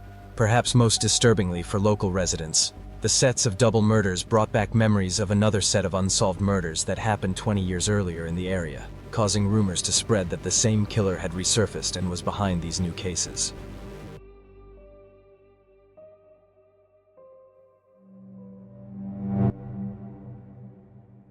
While the murders were reminiscent of the crimes of the Zodiac Killer, unlike in that infamous case, nobody came forward to claim these murders, and no cryptic letters or clues were sent to taunt authorities. Around this time, a group of psychologists developed a profile of the suspected killer, claiming he would be a charismatic man between the ages of 28 and 35, likely attractive, and possessing what they called a winning personality that put his victims at ease. They theorized that he likely killed for the sheer thrill of it, rather than any form of sexual gratification. With fear and paranoia taking over, a large task force was formed, with the FBI being asked to send any assistance they could. Although criminal profiling was in its infancy, the FBI decided to send Special Agents John Douglas, who we've covered many times on this channel already, and Roy Hazelwood, believing they would be able to create a more accurate profile of the potential Trailside serial killer than the one the task force was using. This actually made it one of the first high-profile cases either of the agents had been involved in. For those of you who don't know, both Douglas and Hazelwood were among the first criminal profilers, and both were instrumental in helping authorities understand the minds of killers. Douglas, in particular, founded the FBI's criminal profiling program in Quantico, and played a huge role in helping authorities catch and stop countless killers over the years. In stark contrast to the profile developed by the psychologists after reviewing the case and the crime scenes, the two agents theorized that the killer was likely a local man who knew the terrain well, who was shy, reclusive, and socially awkward, potentially even suffering from a speech impediment. Douglas in particular was also a strong believer in the McDonald triad, a theory that proposed serial killers often exhibited an obsession with fire, cruelty towards animals, and bedwetting later into their childhood than is to be expected. He proposed their killer likely had a childhood history of at least some of these behaviors. The two FBI profilers also believed the killer was likely a white man in his 30s who was intelligent, worked a blue-collar job, and had previously been in jail. Though they did not believe this would be for murder, suspecting he had likely committed sexual assaults in the past, describing him as a psychopathic lust killer. They also suggested that a recent stressful or traumatic event of some kind may have happened in his life, acting as a catalyst for his violent desires to be unleashed. They also theorized that he was not targeting specific victims, but instead likely seizing the opportunity to murder whenever it arose. Though not all of the task force was confident in Douglas and Hazelwood's profile, especially given this was long before they'd built their reputation for creating frighteningly accurate profiles of other killers. They began using it to try and hone in on a potential suspect. In particular, despite the agent's reasoning for claiming the killer would have a speech impediment, many of the officers refused to believe they could possibly know that sort of detail from the evidence available, dismissing it completely. Then, on the 19th of March, 1981, the Trailside Killer struck again, attacking two hikers in Henry Cowell Redwood State Park near Santa Cruz. However, this time, one of the victims survived. Students at the University of California, Ellen Marie Hansen and her boyfriend Stephen Hertel, were out hiking together when they passed a man along the trail to an observation deck. On their way back, they crossed paths with the same man again, who chillingly muttered the words, "I see we meet again." Then, he pulled out a gun and signaled for them to move towards him, telling them that he was going to assault Ellen. However, both Ellen and Stephen, despite being terrified, refused to obey him or listen to his commands. So he raised his gun and fired 4 times at them. 3 of the bullets hit Ellen, with the 4th hitting Stephen in the neck, causing him to collapse and lose consciousness. When he woke back up, Stephen saw Ellen lying face down in a pool of blood. She was dead, so he forced himself up and ran, heading back to the observation deck to get help. Arriving at the scene, police struggled to find much physical evidence, but couldn't help but see the similarities between this case and the Trailside Killer murders, despite the different location. They did, however, manage to recover a shoe print belonging to a Nike trainer from the scene, which they hoped could be compared to that of any future suspect, even if only to match their shoe size as an additional piece of circumstantial evidence against them. Miraculously, Stephen survived the ordeal and was able to provide investigators with a detailed description of his attacker. According to him, the gunman was around 50, was clean-shaven, wearing a baseball cap and dark sunglasses, and had a distinctive gold jacket. Other hikers at the observation deck also reported seeing the same man running off after they heard the gunshots, before driving away in a red car, with one witness, a 10-year-old girl, believing it to be a Fiat, a detail that would prove to be crucial. While the description didn't match the sketch for the Trailside Killer that had been made earlier, when ballistics came back confirming the gun used to shoot Stephen and Ellen was the same .38 caliber pistol used in the other murders, any doubts as to whether they were dealing with the same killer were silenced. So the police published a new sketch of their potential suspect, leading to a number of tips and leads coming into the task force. One of these leads came from a woman called Roberta Patterson, who believed the suspect resembled a man she had met 26 years earlier on a cruise to Japan. According to Roberta, the man had been harassing her teenage daughter in a way that unsettled her. It's likely this tip would have been completely ignored, if not for one specific detail she told the investigators. The man had suffered from a speech impediment, just like the FBI special agents had said the killer would in their profile. The tipster told them that she even knew this man's name. He was called David Carpenter. And although they didn't know it yet, she had just told them the name of the serial killer they were desperately looking for. Born on May 6, 1930 in San Francisco, David Carpenter's childhood was marked by frequent physical abuse at the hands of his alcoholic father, Elwood, and overbearing control from his domineering mother, Frances. Due to his severe stutter, he struggled to socialize and was relentlessly teased by his peers at school, which was made worse by his mother forcing him to take up extracurricular activities like ballet. Just like Special Agent Douglas had proposed, David struggled with bedwetting throughout his later childhood, and even began torturing animals as a way to release his anger and frustration. Throughout his teenage years, These tumultuous emotions transformed into overwhelming and violent sexual impulses. When he was only 14 years old, he was sentenced to California's Napa State Hospital for undisclosed sex offenses. And at 17, he was then arrested for molesting 2 of his young cousins. But after a year institutionalized in the California Youth Authority, David was released back into the world, and his violent tendencies only got worse from there. According to reports on his life, he continued targeting and abusing children after his release, with his sexual crimes finally seeming to stop in 1955 when he got married to Ellen Heddle. Instead, he pressured Ellen into meeting his extreme sexual needs, demanding sex at least 3 times a night from her, and began violently abusing her as a means of releasing his anger. After having 3 children together, however, David soon found his wife was unable to satisfy his urges. Initially, he began stalking other women and pursuing sexual relationships with everyone he could. But once again, this quickly stopped being enough to please him, and it wasn't long before he turned to force and violence to satisfy his dark urges. In one instance in 1960, David picked up a woman he worked with, Lois DeAndrade, at a bus stop, offering to drive her to work. Instead, he drove her down a remote road before attacking her. Using a knife and a hammer to threaten her, he pinned her down and bound her with a clothesline, telling her she was going to help him satisfy what he called his funny quirk. As she tried to escape him, David then stabbed her hand with his knife and struck her in the head multiple times with his hammer. It's more than likely she would have become the first victim of the Trailside Killer, had it not been for Wayne Hicks, a military patrol officer, who happened to see him leading her down the road and followed them, thinking the situation looked suspicious. When Lois began to scream out, Wayne drew his gun and rushed to catch up with them and stop the attack. Seeing him, David then drew his own gun and opened fire. But it was Wayne who managed to hit his target as he shot back at him, giving him enough time to disarm David and arrest him. Though Lois's skull was shattered, she survived the ordeal. And a couple of years later, she had a daughter, Lisa Rinna, who would go on to become one of the stars of the hit reality show The Real Housewives of Beverly Hills. David claimed that he had blacked out during the attack and had no memory of what had happened.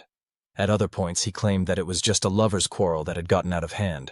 Regardless of his varied explanations, he was charged with intent to commit murder and assault with a deadly weapon and was sentenced to 14 years in prison.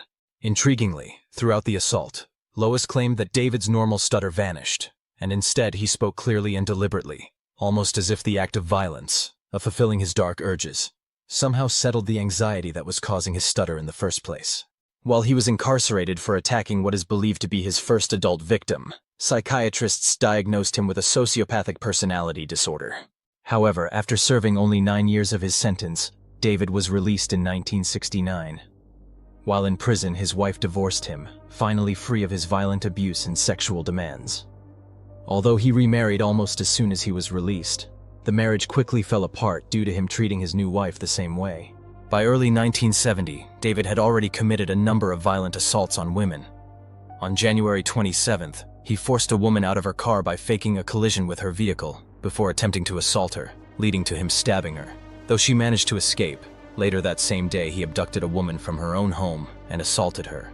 After another 2 assaults, including one in front of his victim's young child, David was arrested again in Modesto on February 3rd. After failing an escape attempt while being held at Calaveras County Jail, he was sentenced to another 9 years in prison for his crimes. While being evaluated by psychiatrists, one of them made a chilling summary of David's violent urges, claiming that whenever he was under significant stress he would commit a sex crime, as it was the only way he could think straight. After serving his time, David was paroled to a federal halfway house in May of 1979. Initially, it seemed like he might finally be turning his life around after enrolling in a computer printing course and earning a degree. He even got a job as a typesetting instructor at Econo Quick Print and found additional work at a sales company called Gems of the Golden West.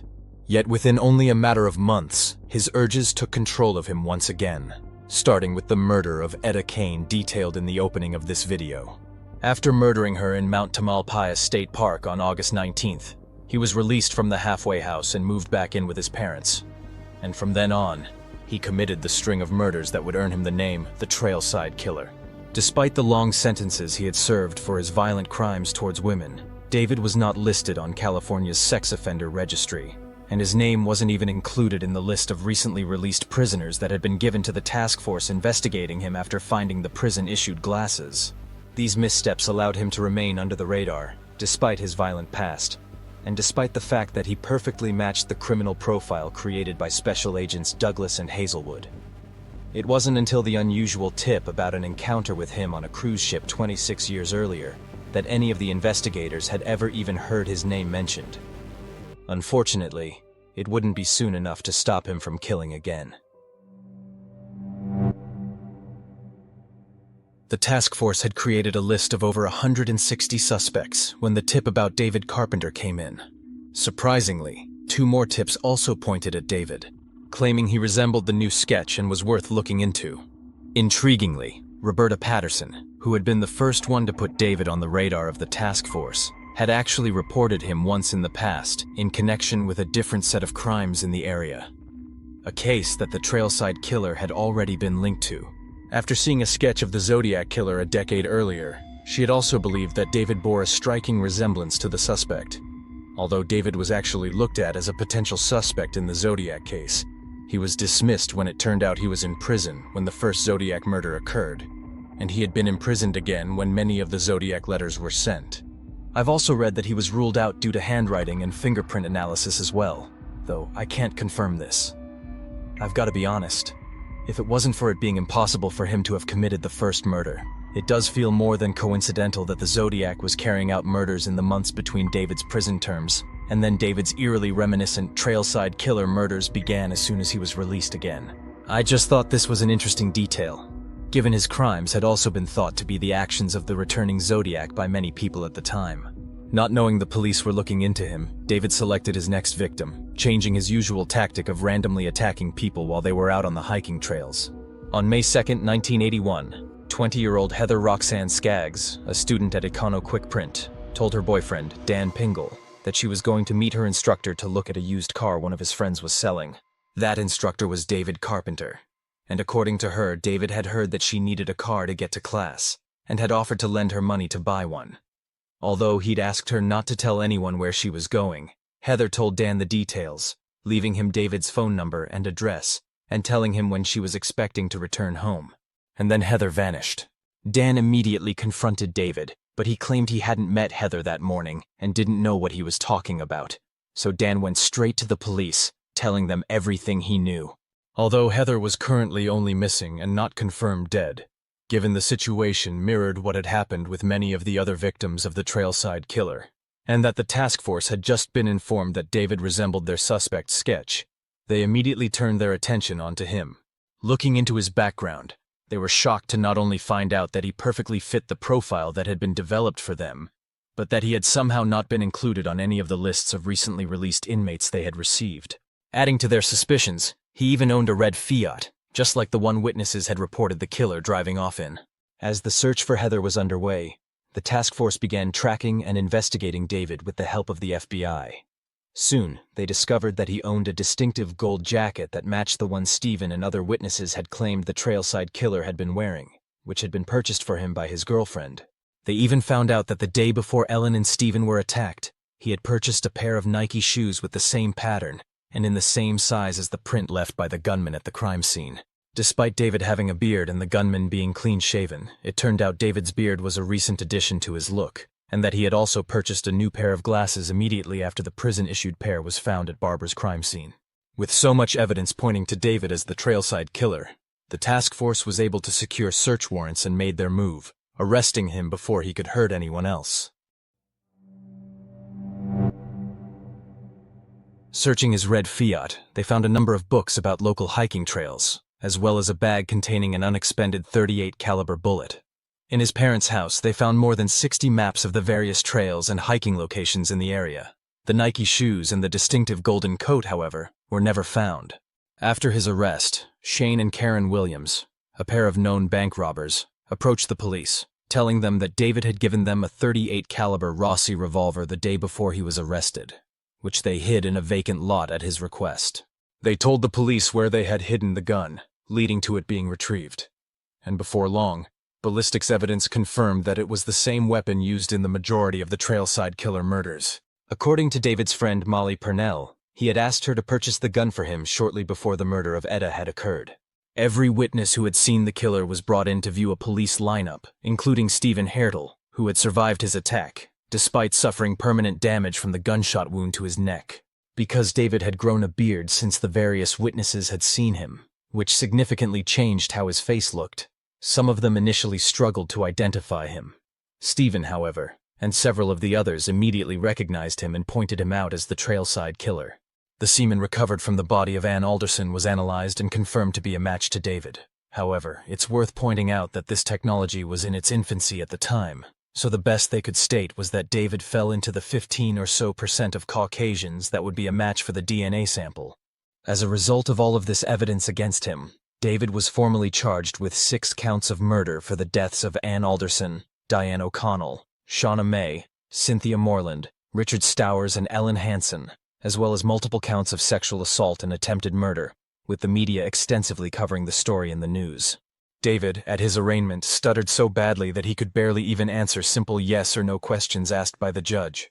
Despite believing him to be responsible for many more murders, they could only charge him with the ones they could explicitly tie him to with evidence. This meant charges for the murders of Etta Kane, who had been killed with a different firearm, and Barbara Schwartz and Mary Frances Bennett, who had both been stabbed to death, were not filed at the time. Then, on May 24th, the decomposed remains of a woman were found in Big Basin Redwoods Park, hidden under brush. Her clothes had been removed, and everything except for a single earring had been taken. Confirmed with dental records to be the body of Heather Skaggs, ballistic results showed she had been shot in the eye with the same .38 caliber gun as the other victims, so her murder was added to the charges against David. When the news stations discovered David had been on parole throughout his murder spree as the Trailside Killer, there was public outrage. In a statement, a U.S. parole commissioner told reporters that David had been compliant with his parole terms and had done everything that had been asked of him to do.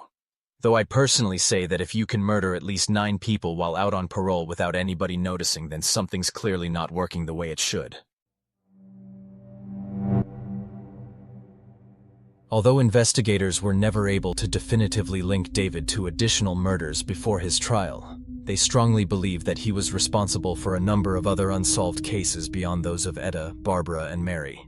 These included the murder of 19-year-old Carol Laughlin, whose body was discovered in April of 1980 near Cookie Cliff months after she disappeared. Carol had worked in a gift shop before she vanished, and I've seen reports that David had worked for Gems of the Golden West at the time, who supplied that store with items. However, in reality, David didn't actually start working for the company until 2 months after Carol had vanished. While David was awaiting his trial, on June 16, 1981, a jawbone was discovered in the Castle Rock State Park, with further investigation locating the partial remains of 17-year-old Ann Menjivar, who had been missing since the previous December.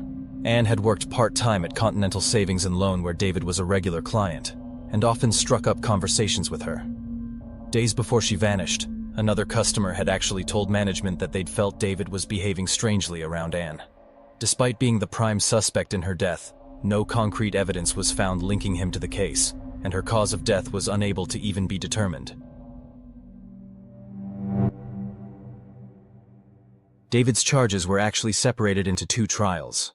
The first one focused on the Santa Cruz County cases, specifically the murders of Heather Skaggs and Ellen Hansen and the attempted murder of Stephen Herdel, and the second one focused on the 5 murder charges from Marin County.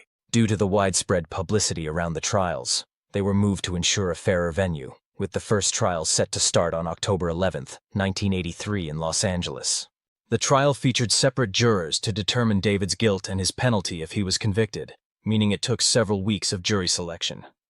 David himself actually tried to get the court to raise the allowance of the jurors, claiming that his trial would likely last months and their small payment for participating could lead them to be biased against him. With District Attorney Arthur Danner leading, the prosecution focused on the overwhelming ballistics evidence tying David and his gun to the murders. Alongside this, they presented various pieces of physical and forensic evidence tying him to the murders, and brought out all of the eyewitnesses who had seen him at the crime scenes and picked him out of the lineup. In particular, the testimony of Stephen Herdel, who confidently pointed David out as the man who had shot him in the neck and killed his girlfriend, was damning. By the time he testified in court, the gunshot wound had permanently damaged his voice, meaning his account was delivered in a high, cracking tone. Attempting to counter these claims, David's attorneys argued that the example Nike shoe presented by police that they claimed matched the print recovered from the scene actually featured a different number of ridges on its sole, trying to suggest that the shoe David had purchased was not responsible for the print. However, an expert testifying for the prosecution argued that the number of ridges on the Nike shoes involved in the case are known to vary slightly, meaning another pair of the same shoes in size could have left the prints. The defense also jumped on the fact that many of the eyewitnesses had initially struggled to pick David out of a lineup. The prosecution, however, argued this was due to him having purposefully grown a beard to avoid looking like the police sketch, pointing out that Stephen, who saw him up close, instantly pointed him out as his attacker. They also tried to claim that David's gold jacket was not the same as the one the witnesses had described the gunman wearing, though this could not be proven either way as David claimed the jacket had been stolen. When Molly Purnell testified about buying the gun used in all of the murders for David, the defense tried to challenge her credibility with a number of witnesses attacking her character, but ultimately, the evidence tying him to the crimes was just too overwhelming for them to dispute. And after only 8 hours of deliberation, the jury found David guilty of both counts of first-degree murder and 1 count of attempted murder for the attack on Stephen. During sentencing, his defense team tried to argue that David should not face the death penalty because his crimes were not premeditated, instead being the result of impulses he could not control, citing his abusive childhood as the cause of his violent behavior. Several psychologists testified on his behalf, claiming he suffered from mixed personality disorders and narcissism. However, these arguments were dismissed by the jury as warranting mercy, leading them to sentence David to death by execution in San Quentin's gas chamber. With his second trial being significantly delayed due to legal disputes, it finally began on January 5, 1988, in San Diego, with the prosecution this time being led by Deputy District Attorney John Posey, who presented much of the same evidence that was used in the first trial. Although the first trial predominantly featured prosecution witnesses, this time David's public defenders brought nearly as many witnesses of their own, leading to over 60 people taking the stand to testify, including David himself. The majority of the defense's witnesses tried to create alibis for David during the time of the murders, including his employer at Gems of the Golden West, who claimed he had been working at her business on the day Ann Alderson was killed until around 6 p.m. Taking the stand himself, David claimed that Molly Purnell had never given him the Rossi revolver that was connected to all of the murders and that he had never owned or possessed the weapon. He also provided alibis for multiple different murders, such as claiming he was out shopping with his father and taking his mother to a foot clinic on the day Richard Stowers and Cynthia Moreland were killed, providing receipts and documents to back up his claims. He also claimed he had alibis for all of the other murders, but had nothing but his own word to back them up. However, the prosecution was able to refute David's various claims. With the owner of the foot clinic he claimed to have visited telling the court that it wasn't even open that day, and an expert explaining how many of the documents had been deliberately altered to change dates and times. Ultimately, David did an extremely poor job at presenting his case, with the prosecution pointing out that even if they hadn't been able to prove he was lying, none of his supposed alibis prevented him from killing the victims on those days, as the exact times of death were not known for most of the cases. After 10 weeks of testimony, the jury took only 7 hours to deliberate their verdict. They once again found him guilty of all charges against him and sentenced him to death. In both cases, the judges highlighted that David's life showed a pattern of violence that meant the death penalty was the only appropriate punishment for him. Months later, it was discovered that the jury forewoman of the second trial had learned about David's conviction in the first trial, but had not told anyone about it during the jury selection and deliberation. As a result, despite believing David to be guilty of the 5 murders he was just sentenced to death for, a mistrial was declared with a new trial set to be held on February 21, 1989 for the 5 Marin County murders. However, the state prosecution then appealed to the California Supreme Court that in light of the overwhelming evidence of David's guilt, the original sentence should stand. And on March 6, 1995, the Supreme Court agreed, ruling against holding a new trial. In 1997, the Supreme Court upheld the death sentence for the first trial, and in 1999, they then upheld the death sentence for the second trial, claiming David had had a fair trial and his sentence was appropriate. While David remained the prime suspect in the other murders he had not been charged with, no new evidence emerged linking him to the deaths of Etta Kane or Barbara Schwartz. In the case of Mary Frances Bennett, however, there was a breakthrough in 2009 when San Francisco police decided to re-examine DNA samples taken from the crime scene, hoping modern technology might be able to finally confirm whether David was responsible for the murder or not. And by 2010, their results had returned a perfect match for a recently obtained sample taken from David. After hearing the news, her family, who had always believed David was responsible for her murder, stated that it was good to finally have closure and to know Mary's killer was behind bars. At age 94, David has still not been executed and currently stands as the oldest inmate on death row in California. According to the prison's chaplain, David is a very devout Catholic who is well liked by the other inmates. Even after all these years, and with overwhelming evidence tying him to the murders of the Trailside Killer, David continues to proclaim his innocence, and he continues to file appeals, though none of them have been successful so far. When asked about what should happen if the real Trailside Killer was ever caught, since he claims to be innocent, he simply remarked, "I hope he gets a fair trial." With California not having executed anyone since 2006, it seems likely that David will remain imprisoned at San Quentin until he dies of natural causes. I'd be surprised if that doesn't happen sometime in the very near future. And with that, our exploration of the Trailside Killer case comes to a close. As always, thanks so much for watching. If you found this video interesting, don't forget to like and subscribe and drop a comment down below to let me know your thoughts and to appease the algorithm gods. Until next time, you have been watching The Mystery Abyss.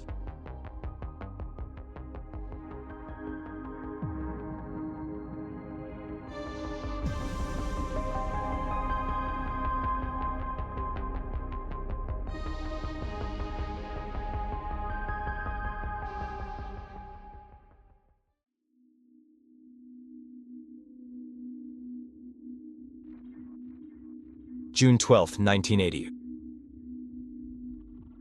Just off the Ventura Freeway in California, a Caltrans worker is clearing debris by the Forest Lawn Cemetery when they stumble across something terrible. Lying face down in an embankment is the body of a dark-haired teenage girl wearing nothing but a red tube top. And only a few feet away from her lies a blonde teenage girl wearing a pink jumpsuit that has been sliced open on one leg all the way to the crotch. Fresh blood is visible on both of the girls, implying they have not been there for long. For investigators, the location of the crime scene immediately raises alarm bells. Only a couple of years earlier, the body of Laura Collins had been found nearby in what was still an unsolved murder case. And just across the road, they had also found the body of Yolanda Washington, who was one of the first confirmed victims of the now incarcerated Hillside Stranglers. Perhaps most unsettlingly, the two bodies appear to have been left to roll down the incline in a very open, visible area, implying that their killer either didn't care if they were found or actually wanted them to be found.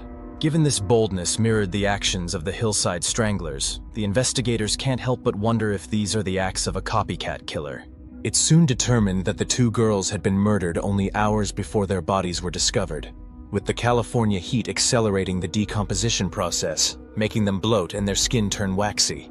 Examining their bodies, both girls have been shot in the head with a .25 caliber firearm. The blonde girl has also been shot in the chest, seemingly at an extremely close range indicated by the burn marks around the wound. Strangely, they also find several drops of motor oil on her pink jumpsuit. With minimal blood at the scene, and both of their bodies showing signs of lividity that imply they had been in different positions and locations after their deaths, it seems clear to the detectives that the girls were likely dumped here after being killed elsewhere. The following day, Angelo Morano arrives at the city morgue with the police, dreading that his worst fears are about to be confirmed as real. Having seen the story about the discovery of the two girls' bodies on the news, Angelo is terrified that he might know their identities. Sadly, his fears are soon confirmed.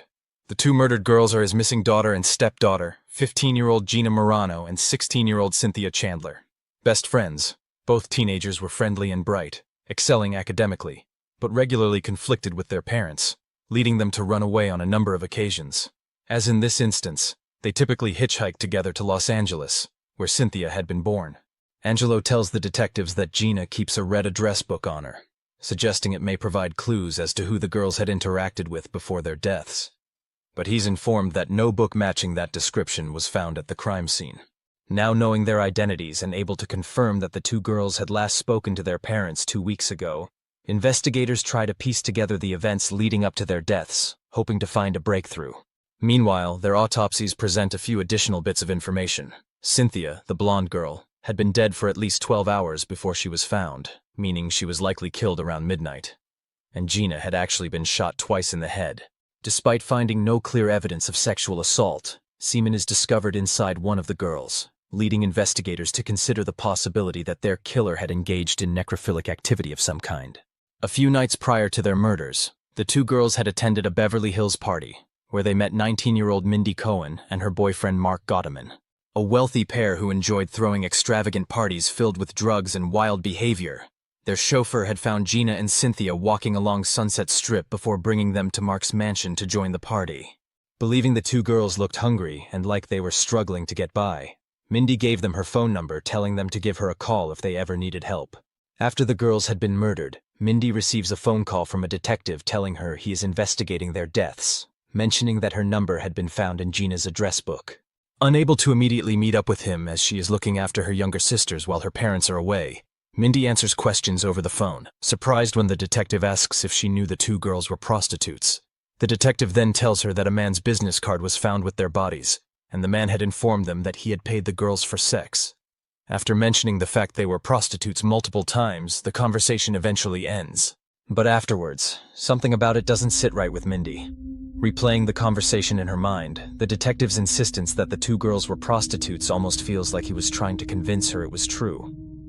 And would a detective really reveal so many details to her about an ongoing murder investigation? Paranoia taking over, Mindy begins to wonder if the man she had just spoken to was actually the killer, posing as a detective. And if he was, she had just told him she was alone in her house with her younger sisters. She did, after all, give her phone number to Gina. Could Gina have also written her address down in her red book? Panicked, she calls Mark to come to her home before they contact the police. As she talks to a detective, she's told that nobody from their department has called her about the case, dismissing her story as likely just being a prank. A few days later, another woman, Lori Brigus, receives a similar call from a man claiming to be a detective on the case. Lori is told that her husband, Henry, had been one of the last people to see the girls alive, with his business card having been found with their bodies. Despite being told they would call back if they needed more information, when Lori tells Henry about it, they decide to get in touch with the police to see if he can help provide any information. Because the day before they died, Henry had indeed encountered the girls, giving them a ride after seeing them hitchhiking. Concerned for their safety, he had given them his business card, offering help if they needed it. When Lori and Henry call the police, they are told the same thing as Mindy. Nobody from the LAPD has called them, and it was likely just a prank. Despite trying to move on from it, the couple can't shake the feeling that there was more to the call than a mere prank. And they were right, because the only person who had access to Gina's contacts was the person who had taken her red book, the person who had murdered her and her stepsister. Even the police themselves receive a strange call days after the bodies are found, which they again dismiss as a prank. Though this one wasn't from a man claiming to be a detective. It was from a woman who called herself Betsy and was claiming her boyfriend was responsible for the two murders. Refusing to give any more information, the caller seems to know details about the crimes that hadn't yet been made public. She even describes bloodied clothes she had washed for her boyfriend, but the officers tell her that her description doesn't match what the victims were reported to have been wearing. But then, suddenly, the call is disconnected, and the woman never calls back. If she had, what happened next could have played out very differently. Because like the other calls, this was not a prank. And 11 days later, 2 more women would be found under eerily similar circumstances. This is the story of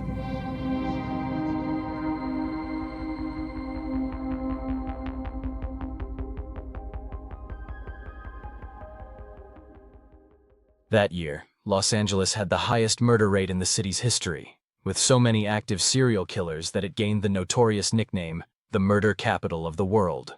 On June 23rd, 11 days after the bodies of Cynthia and Gina had been discovered, the body of 24-year-old sex worker Karen Jones was found dumped behind a Burbank steakhouse on Franklin Avenue, having been shot in the head with a .25 caliber pistol. Soon after, a second body was discovered near a trash bin behind a Sizzler restaurant in Studio City. However, this body was found completely naked, and more alarmingly, the head had been removed and was nowhere to be seen. She was later identified as 20-year-old sex worker Exie Wilson, a friend of Karen's, which seemed far too coincidental for comfort. 4 days later, Jonathan Caravello noticed a large wooden box in an alley near his apartment on Hoffman Street as he tried to park his car. Getting out to move it, thinking it appeared to be an antique chest of some sort, he decided to open it, hoping he might find something valuable inside. However, all he saw when he opened it was what looked like jeans and a t-shirt bundled together, accompanied by an unbearable smell. So he decided to unravel the clothes to see what they were concealing. But as he moved them aside, he froze in horror. Staring back at him from within the box were the lifeless, dead eyes of a woman's decapitated head. Roughly 8 blocks away from where her body was found, police quickly confirmed the head belonged to Exy, discovering it had been frozen and thoroughly cleaned before being left in the box. They were also able to confirm that the head had only been out of its frozen state for a few hours, meaning the killer must have kept it with them for the past 4 days. Inside Exy's skull, forensic analysts recovered a .25 caliber bullet, which was confirmed to be a perfect match for the weapon that had been used to kill Karen. But not just that. The bullets were also proven to have come from the exact same gun that had been used to kill Cynthia and Gina as well. There was no denying it. They were dealing with another serial killer. A large task force was assembled to investigate the case, with homicide detective Leroy Orozco being assisted by detectives Rick Jacques, Mike Stalked, and Gary Broda. They were all seasoned investigators, having worked on many infamous cases, including the Manson family murders. Both Exy and Karen worked under the same pimp, so he was quickly brought in for questioning. But after interrogating him, investigators dismissed him as a suspect in the murders. With no leads, despite having forensically confirmed the 4 murders to be connected, police publicly denied any relationship between the cases. They did, however, plead for the mysterious Betsy, who had called them after the deaths of Cynthia and Gina, to reach back out, assuring her that her identity would remain confidential if she did. Days later, on June 30th, a 5th victim was discovered. This time, a group of snake hunters exploring a ravine in the San Fernando Valley came across the mummified remains of a woman with reddish hair beneath an old mattress. As the press began labeling the killing spree the Sunset Strip murders, the woman's autopsy determined her stomach had been slashed open and she had been shot 3 times with the same weapon used in the other 4 murders.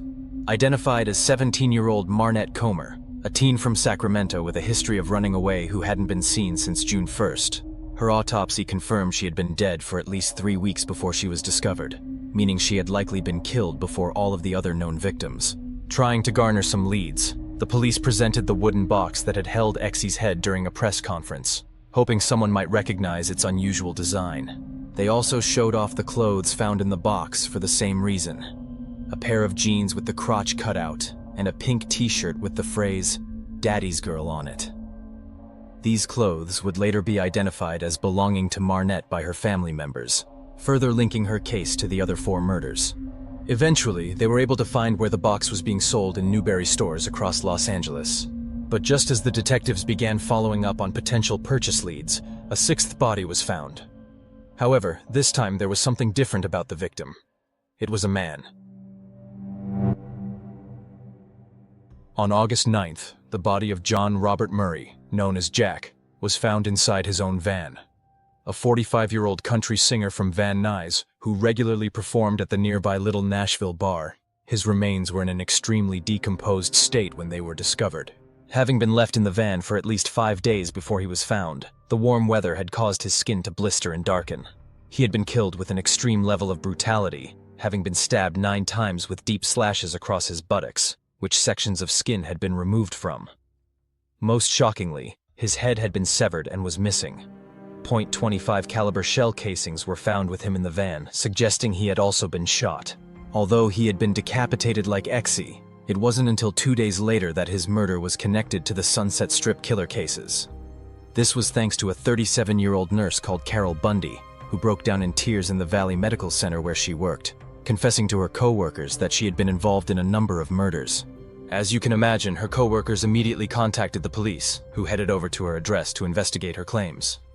When they arrived, Carol handed them 3 pairs of underwear which she claimed belonged to victims of her boyfriend Douglas Clark, as well as a photo album containing illicit images of him with an 11-year-old girl.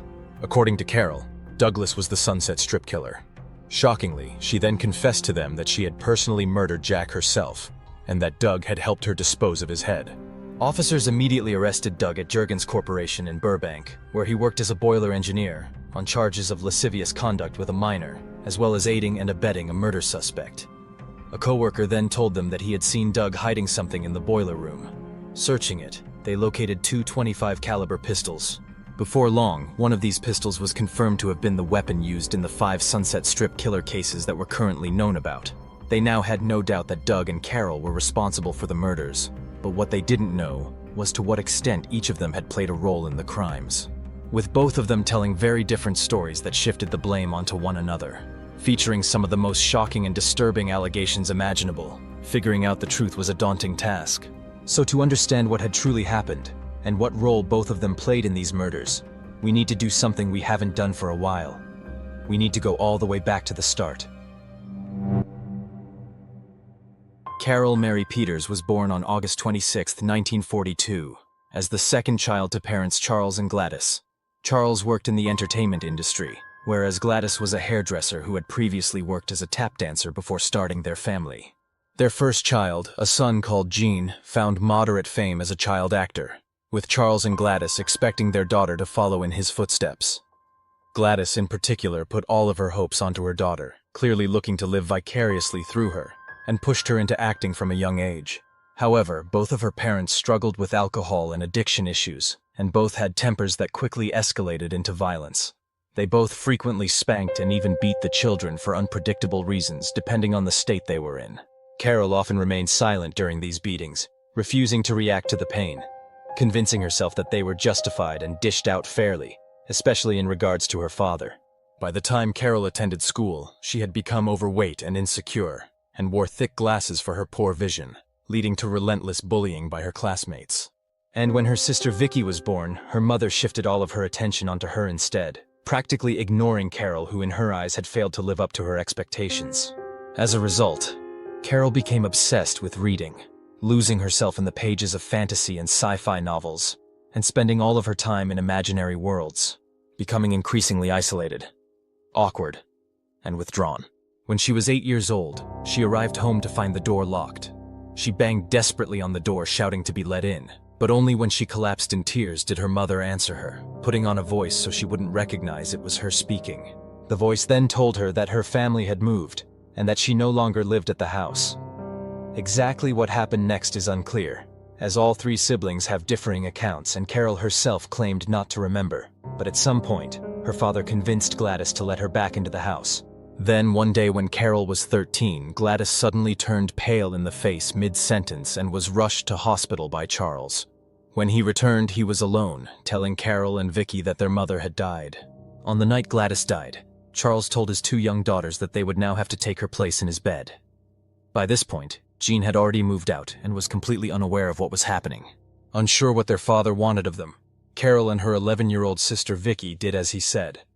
And that same night, both of them were abused by him, despite their tears and protests. This abuse continued for another 8 months until Charles remarried. Yet once again, when recounting this part of her life, Carol maintained that her father was a good man who had loved her. After this, Carol began acting out in dangerous and disturbing ways. She would regularly run naked through the streets at night and began watching neighbors through their bedroom windows. And by the time she was 15, she was trading sexual favors to classmates and even adults. Sometimes she did it for cash, other times she did it just to feel desired and to receive attention. Then, one evening, Carol returned home to find the house eerily empty, with her father's shotgun case lying open on the floor. As she looked around, she spotted bloodstains on the floor, before stumbling across the body of their family cat, which had been killed with a shotgun blast. Then, Charles appeared suddenly in the doorway, calmly explaining that he had had an argument with his wife and had planned to murder the entire family as a result. However, his wife had managed to wrestle the gun away from him after he shot the cat. Traumatized, his wife divorced him, and Carol and Vicky were sent to stay in several different foster homes. Yet, less than a year after attempting to kill them, Charles arrived to take them back to California with him. In an attempt to escape the constant abuse of her father's drunken rages, 17-year-old Carol married a 56-year-old man called Leonard. However, Leonard turned out to be an abusive alcoholic who demanded that she prostitute herself to make them money. Running from that scenario too, she eventually met 32-year-old writer Richard Geis. Richard encouraged Carol to pursue a career in writing, something she had dreamed of since she was a child devouring fantasy books. With his support, Carol wrote a short story that was published an issue of a science fiction magazine, and even began working on a novel. But it wasn't long before she gave up on the pursuit. In 1962, Carol received the news that her father had hung himself and died. According to Richard, she immediately blamed herself, believing things might have been different if she had never left him. Ironically, during this time she turned her back on Richard, the one person who seemed to genuinely support her and show her kindness, and began pursuing all sorts of different relationships, desperately searching for love. Still maintaining a friendship, when Richard discovered Carol was still trading sex for money, he tried to help her by funding her through nursing school, hoping it would help her turn her life around. With his support and encouragement, Carol graduated her college as valedictorian in 1968 and took the first steps into a new career, and a new life that finally seemed like it was going in a positive direction. Carol then met and married fellow nurse Grant Bundy, and soon fell pregnant with a son. With her health declining and her eyesight worsening, Grant became increasingly abusive and violent towards her, especially after the birth of their second child, when Grant began to worry he was going to be left looking after 2 children and a blind wife. Eventually, Carol once again fled, this time taking her 2 sons to a shelter for battered women in January 1979. After a couple of weeks, she was able to move into an apartment at Valerio Gardens in Van Nuys, after meeting one of its managers, Jack Murray, the same man who she would later murder and behead in the back of his van. Jack was known to tell elaborate stories, making claims such as being a CIA hitman, carrying around a police badge as evidence. A master manipulator and liar, Jack charmed 37-year-old Carol with ease. He arranged for her and her 2 sons to move into an apartment that accommodated for her needs, including her increasing blindness. He helped her find secondhand furniture, drove her to doctor's appointments, and seemed to offer her help in any way she needed it. Jack's wife and mother of his 2 children, Jeanette, however, knew a different side to him.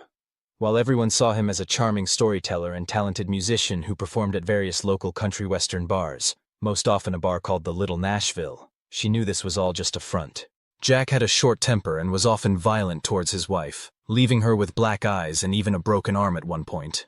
He frequently had affairs with women, which normally began with him showering them with affection before turning aggressive and controlling.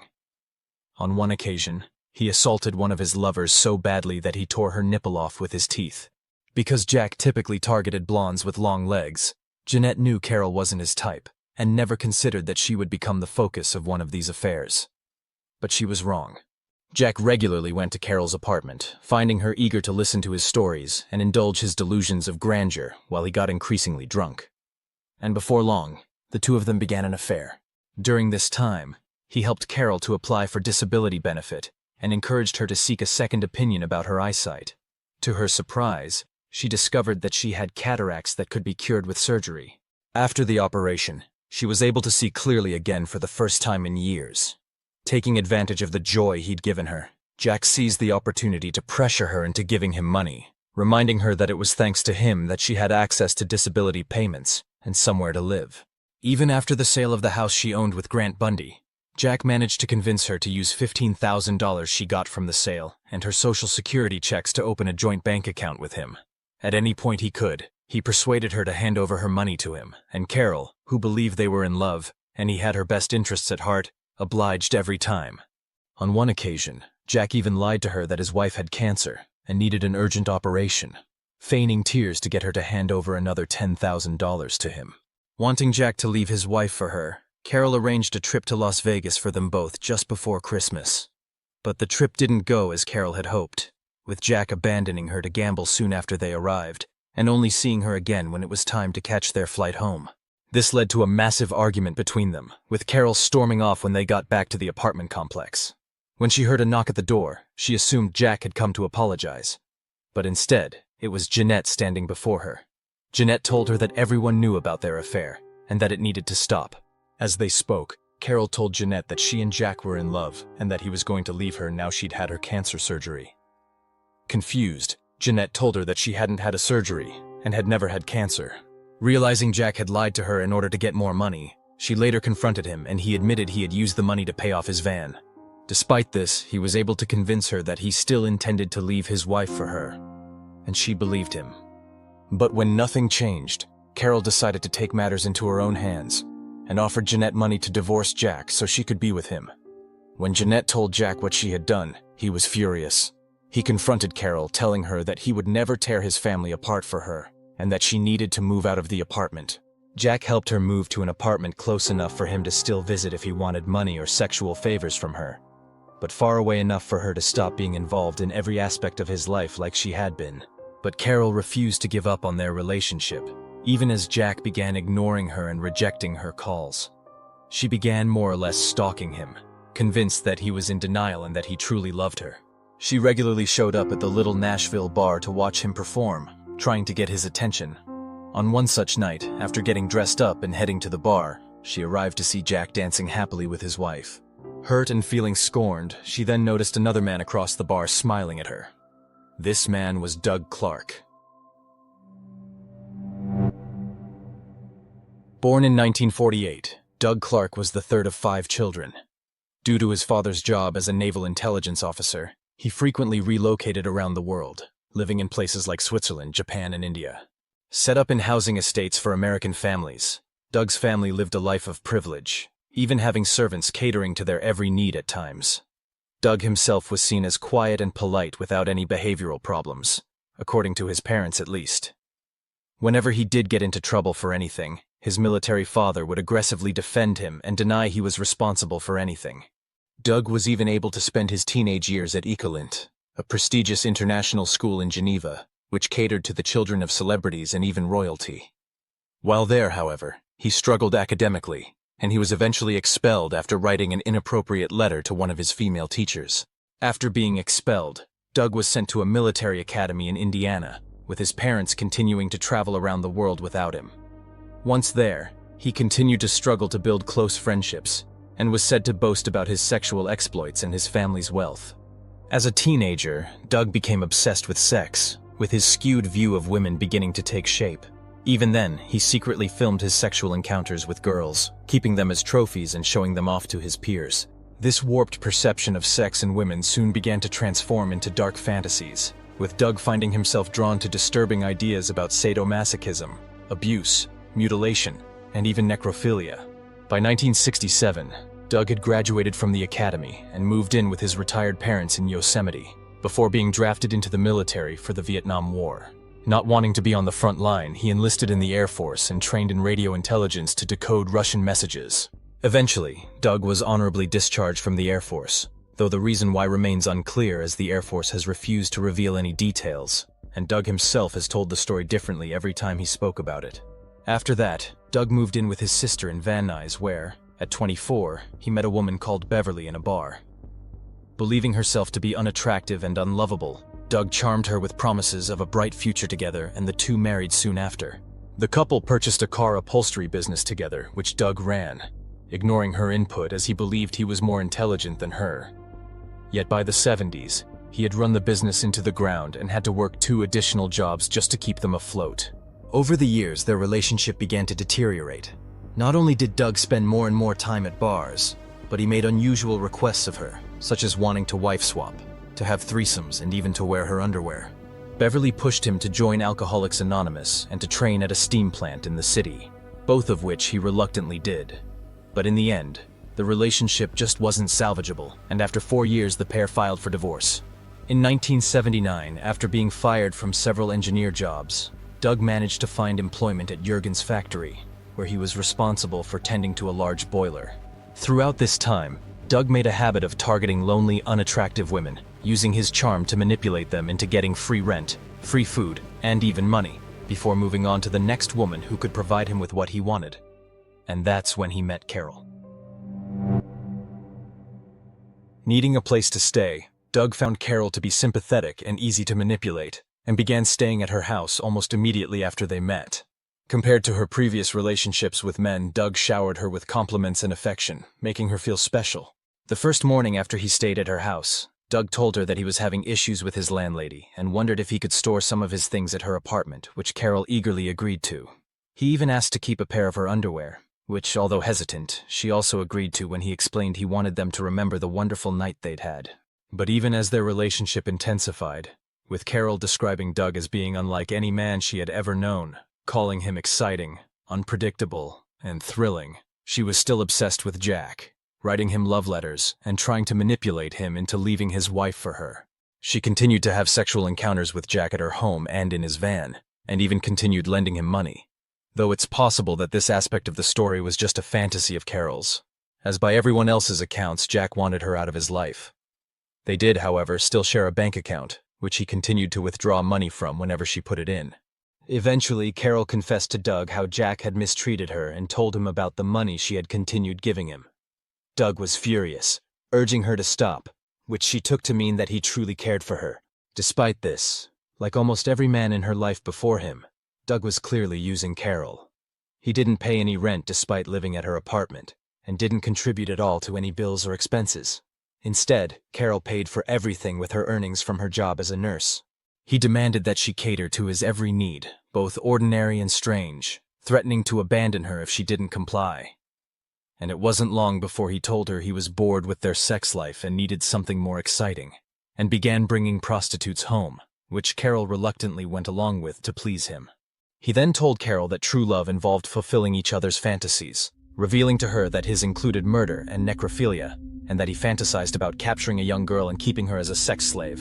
And it wasn't long before Doug tried to turn this last fantasy into a reality, after taking an interest in their 11-year-old neighbor, known only as Shannon. Carol lured the girl to their apartment, where she convinced her to pose for pictures with them. According to Carol's later accounts, she didn't view any of this as wrong. In fact, she said she enjoyed it, as she didn't feel like Shannon was competition for her. Instead, she viewed it as a way she could please Doug and keep him interested in her. She even made a photo album with the illicit images they had taken, the same one she would later turn over to the police. If this situation taught Doug anything, it was that Carol was willing to bow to his every whim and to cross any line to please him.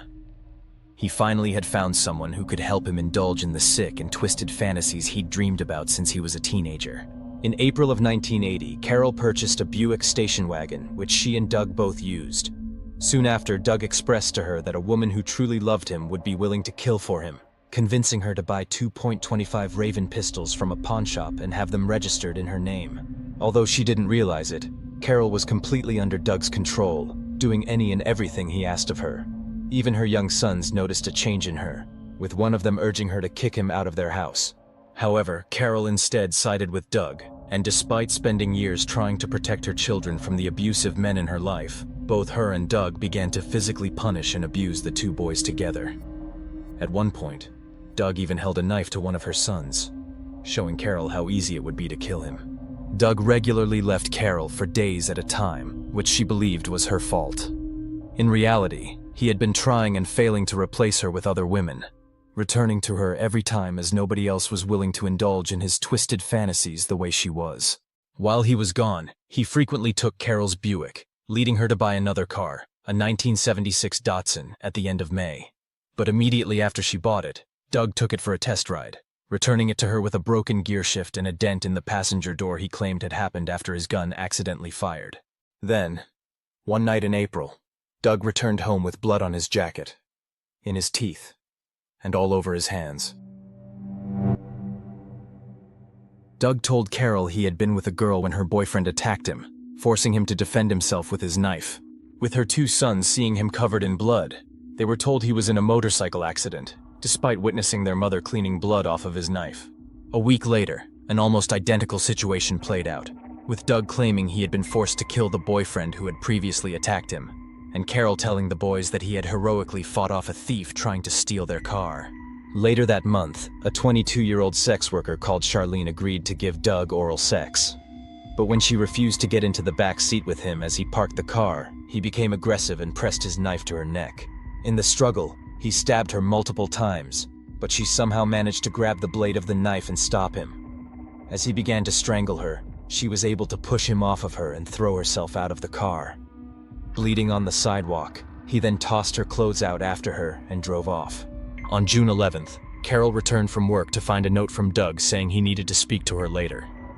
After picking up the Buick from one of Doug's girlfriend's houses, she found a duffel bag in the back seat filled with blood-covered clothes. Taking the bag home with her, she stopped at a laundromat to wash the clothes, throwing everything else from the bag into a trash bin. Unable to reach Doug for days, when she finally saw him, she asked what had happened. Doug told her that on that evening, he had seen two teenagers, Cynthia and Gina, sitting at a bus stop, and had convinced them to get into his car with him. When he stopped in a deserted car park, he then forced Cynthia to perform oral sex on him, before shooting both of them in the head. Realizing neither shot had killed them, he then shot Gina again in the head, and shot Cynthia in the chest. Afterwards, he drove their bodies to a garage he rented, lying them on a blanket before doing unspeakable things to their bodies, which he explained to her in graphic detail. When he was done, he dumped the two teenagers' bodies down an embankment near a cemetery just off of the Ventura Freeway, where they would be discovered the next day. Bizarrely, Carol actually felt empowered by this confession. Doug had chosen to confide in her and reveal his secrets to her, not his other girlfriends. It made her feel wanted and needed by him in a way nobody else could be. She even considered joining him on one of his murder excursions, thinking it would strengthen their bonds. What should be clear by now is that Carol, no matter how manipulated she was, clearly lacked any sense of morality or decency. Yet something must have changed in her mind, even if only for a fleeting moment. Because on June 14th, she called the Van Nuys Police Department, calling herself Betsy and claiming her boyfriend was responsible for the murder of the two girls on the news, describing the bloody clothes she had washed. But the officers didn't think the clothes matched what the two teens were said to have been wearing, so they dismissed her claims, thinking it was a prank call. Though she mentioned an intriguing detail about how many times Gina had been shot in the head that hadn't yet been made public, the call was cut off, and no further investigation as to who had made it was done. Days later, Doug suggested that he and Carol go for a drive, with Carol later claiming she thought he was going to kill her because of what he'd told her. They drove out to a secluded area of the San Fernando Valley and stopped by a ravine, where Doug claimed he had dumped the body of a blonde prostitute after shooting her on May 31st. According to him, it had happened on the night he took the Datsun for a test drive, and after the girl saw his gun, she screamed and kicked the gear shift, which was how it had gotten broken. After killing her, he stripped her naked, keeping her underwear for himself and giving the rest of her clothes to 11-year-old Shannon. As you already know, this girl was 17-year-old Marnette Comer, who would be discovered on June 30th. From then on, all Doug and Carol ever seemed to talk about was murder. And on June 20th, they made plans to commit their first murder together. They decided they were going to pick up a prostitute and see if Carol was able to go through with doing it herself. She even helped pack a kill bag for them, containing things like knives, paper towels, and rubber gloves.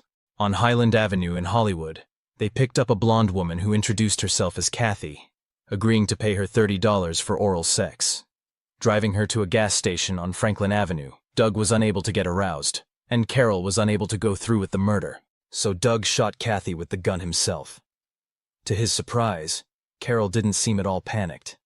Instead, she helped undress the woman, before they drove her to a dirt road and dumped her body in the bushes. According to some accounts, she even took a photograph of Kathy's body. Then, on June 23rd, Doug spotted 3 women working the streets together, but couldn't convince any of them to get into his car. Returning later, he found only one of them still there and managed to convince her to come with him this time. This woman was Exie Wilson. Behind a Sizzler restaurant in Studio City, while Exie was lying face down in the car to engage in the acts he had paid her for, Doug shot her in the back of the head, but she didn't die, resulting in her biting him. Infuriated, Doug pulled her out of the car and stripped her naked, before retrieving a knife from the kill bag. He then beheaded her, leaving her body lying in a pool of blood and taking the head with him in a plastic bag. But as he was driving home, he realized that her friends might be able to identify him, so he returned to the spot where he had picked up Exie, hoping to find them. There, he spotted one of the other 2 women, Karen Jones. Picking her up, he drove her to the Burbank Steakhouse where he stopped the car. Without hesitation, he pulled out his gun and shot her, before pushing her out of the car. He attempted to go back and find the 3rd woman, but luckily for her, she was nowhere to be seen. In the days after, Doug and Carol discussed the various murders, with Doug admitting to her that he had called people in Cynthia and Gina's address book, pretending to be a cop. Growing concerned that they might get caught, with stories about the Sunset Strip killer playing on the news, they decided to get rid of the Buick by selling it to one of Doug's co-workers. Disturbingly, Doug kept Exie's head in a freezer in the new apartment they had just rented to share together in Verdugo, telling her he had showered with it and done other unspeakable things to it. Even more disturbingly, Carol then began to use makeup to turn the head into what she called a Barbie doll, to make it more sexually appealing to Doug. Eventually, Carol purchased a wooden chest to help get rid of it. However, right before they planned to dispose of it, they suddenly realized that her fingerprints might be in the makeup, forcing them to thoroughly wash it in the kitchen sink. They also wiped down the chest, only touching it while wearing gloves. Placed into plastic bags and wrapped in clothing, they put the head into the chest and drove around looking for somewhere to throw it out. choosing an alley behind Hoffman Street where it would quickly be discovered. Despite living together in the Verdugo apartment, the relationship between Carol and Doug continued to deteriorate, with the murders seeming to be the only thing keeping them together. They continued their late-night drives, trying to pick up women to murder together, but had little success, largely because the stories about the Sunset Strip killer were dominating the news and making prostitutes more cautious. With everything unraveling and Doug treating her worse than ever, Carol decided to call Richard Geiss, the one person in her life who hadn't abused her, confiding in him about Doug and the murders. Richard pleaded for her to leave him, but then she suddenly told him that none of it was true, and it was all just a story she was writing that she wanted to test if it sounded believable. Soon after, Carol attempted to take her own life by injecting herself with insulin and Librium, writing a note to Doug which she hoped would lead to him coming to her rescue. But Doug didn't come. As the drugs started to take effect, Carol passed out in a parking lot, waking up to find paramedics trying to save her. Doug had called them after receiving a call from her workplace, where she had told her fellow nurses what she was planning to do. Taken to the hospital, once she had recovered, it wasn't Doug who arrived to drive her home, but Jack. Meanwhile, Doug had taken Shannon out in one of the cars, picking up a woman and paying for oral sex while Shannon watched. Doug then dropped the girl off at home, before continuing with the prostitute. While she was giving him oral sex again, according to what Carol claims he told her, he then shot her in the head, had sex with her body, and dumped her near a pair of water towers in Newhall. Starting to spiral, on August 3rd, Carol convinced Jack to meet with her, claiming she was in serious trouble. Hoping he might be able to get some more money out of her, he agreed, but was shocked when she wasted no time telling him about all of the murders Doug had committed, asking for his help. Initially, Jack didn't believe her story, but that all changed when she showed him the kill bag and the guns in her car. Shaken, Jack told her he had no choice but to tell the police, so Carol made a split-second decision. Jack needed to die. Carol followed Jack back inside, slipping a note that told him she would let him have sex with Shannon if he had sex with her in his van that night. At around 2:30 in the morning, after his girlfriend left his van having had sex with him, Carol approached it and got in. Jack instantly pulled his pants down to his ankles, asking her if she was really going to let him have sex with Shannon. Infuriated that it seemed to be all he wanted, when he was lying on his front, Carol took out her gun and shot him twice in the back of the head. She then pulled out a knife and stabbed him 9 times, letting out all of her anger and frustration on him. Finished, it suddenly occurred to her that the bullets in his skull could be traced back to her gun. So, like Doug before her, she chose to remove his head, dropping it into a plastic grocery bag. Around 3 in the morning, she called Doug at the apartment where he was with one of his other girlfriends, laughing uncontrollably as she told him what she had done. Angry with her, he told her to come to the apartment immediately. Doug and Carol then set off with Jack's head together, looking for somewhere to dispose of it, ultimately tossing it into a trash bin on a street near Griffith Park. Berating Carol for her ignorance, Doug pointed out that while she may have gotten rid of the bullets, the shell casings were likely still in the van. 6 days after Jack was murdered, police were alerted to the van after local residents reported a horrible smell coming from it. Arriving at the scene, detectives found Jack's headless body badly decomposed and bloated from the heat. They quickly deduced that Jack was likely killed by a woman, due to the fact his death had clearly occurred either right after or during a sexual encounter. As Doug predicted, they found the shell casings, but they could not confirm if he had been shot without his head. Jack's wife Jeanette was escorted to the police station after arriving at the scene, though not before she noticed Carol screaming out and adeptly playing the role of a distraught lover. The police thoroughly interrogated Jeanette, viewing her as their prime suspect at first, not yet connecting the murder to the other Sunset Strip killings. They also interviewed the various staff members and regulars at the Little Nashville Club, many of whom directed them to Carol and the other girlfriend Jack had been seen with on the last night he was there. Carol was shocked when detectives unexpectedly showed up at her door, asking her to come in for questioning. She subtly alerted Doug, telling him to get rid of the guns before leaving with the officers. In her interrogation, Carol told them that she had been in bed with Doug that night, though she had seen Jack earlier in the day, before telling them about all the times he had stolen money from her. Doug was also questioned, backing up her alibi. Despite letting them both go, soon after the detectives spoke to the girlfriend Jack had been with that night, who confirmed she had seen Carol get into the van early in the morning, undermining Carol and Doug's story. Knowing police were closing in on them, Doug began lashing out at Carol, accusing her of ruining everything, immediately going off with one of his other girlfriends, leaving her to spiral in her own paranoia. Alone, Carol called her mother-in-law, telling her 2 sons who were staying with her ex-husband that she loved them. She then called Richard Geis, pleading for him to let her come and stay with him. But he shut her down, telling her not to come and that their relationship was over. When she confessed what she had done for a second time, he ignored her, assuming she was just making it up again. The next morning, Doug went to work at the Juergens factory, and Carol arrived for her shift at the Valley Medical Center, both intending to act as if everything was normal. But Carol had already lost all control. She walked into the nurse's lounge and began ranting and rambling to her colleagues about how she and Doug had committed the Sunset Strip murders, telling them, "I can't take it anymore. I'm supposed to save lives, not take them." As you can imagine, they instantly contacted the police, though Carol had already left by the time they arrived. But she hadn't fled. Carol had actually gone to Juergens' factory to tell Doug she was going to turn herself in, offering him the rest of her money to try and escape. However, as soon as she left, Doug wasted no time trying to spin the story in his favor. He quickly called the detectives, retracting his alibi for Carol, claiming she had been with Jack that night, and she told him to lie for her. Unaware of his betrayal, Carol contacted the homicide department and told them everything she knew, asking to turn herself in. Before she had even finished the phone call, detectives arrived at Doug's workplace. As they approached him, they smiled and shook his hand, before suddenly placing handcuffs on him and escorting him out.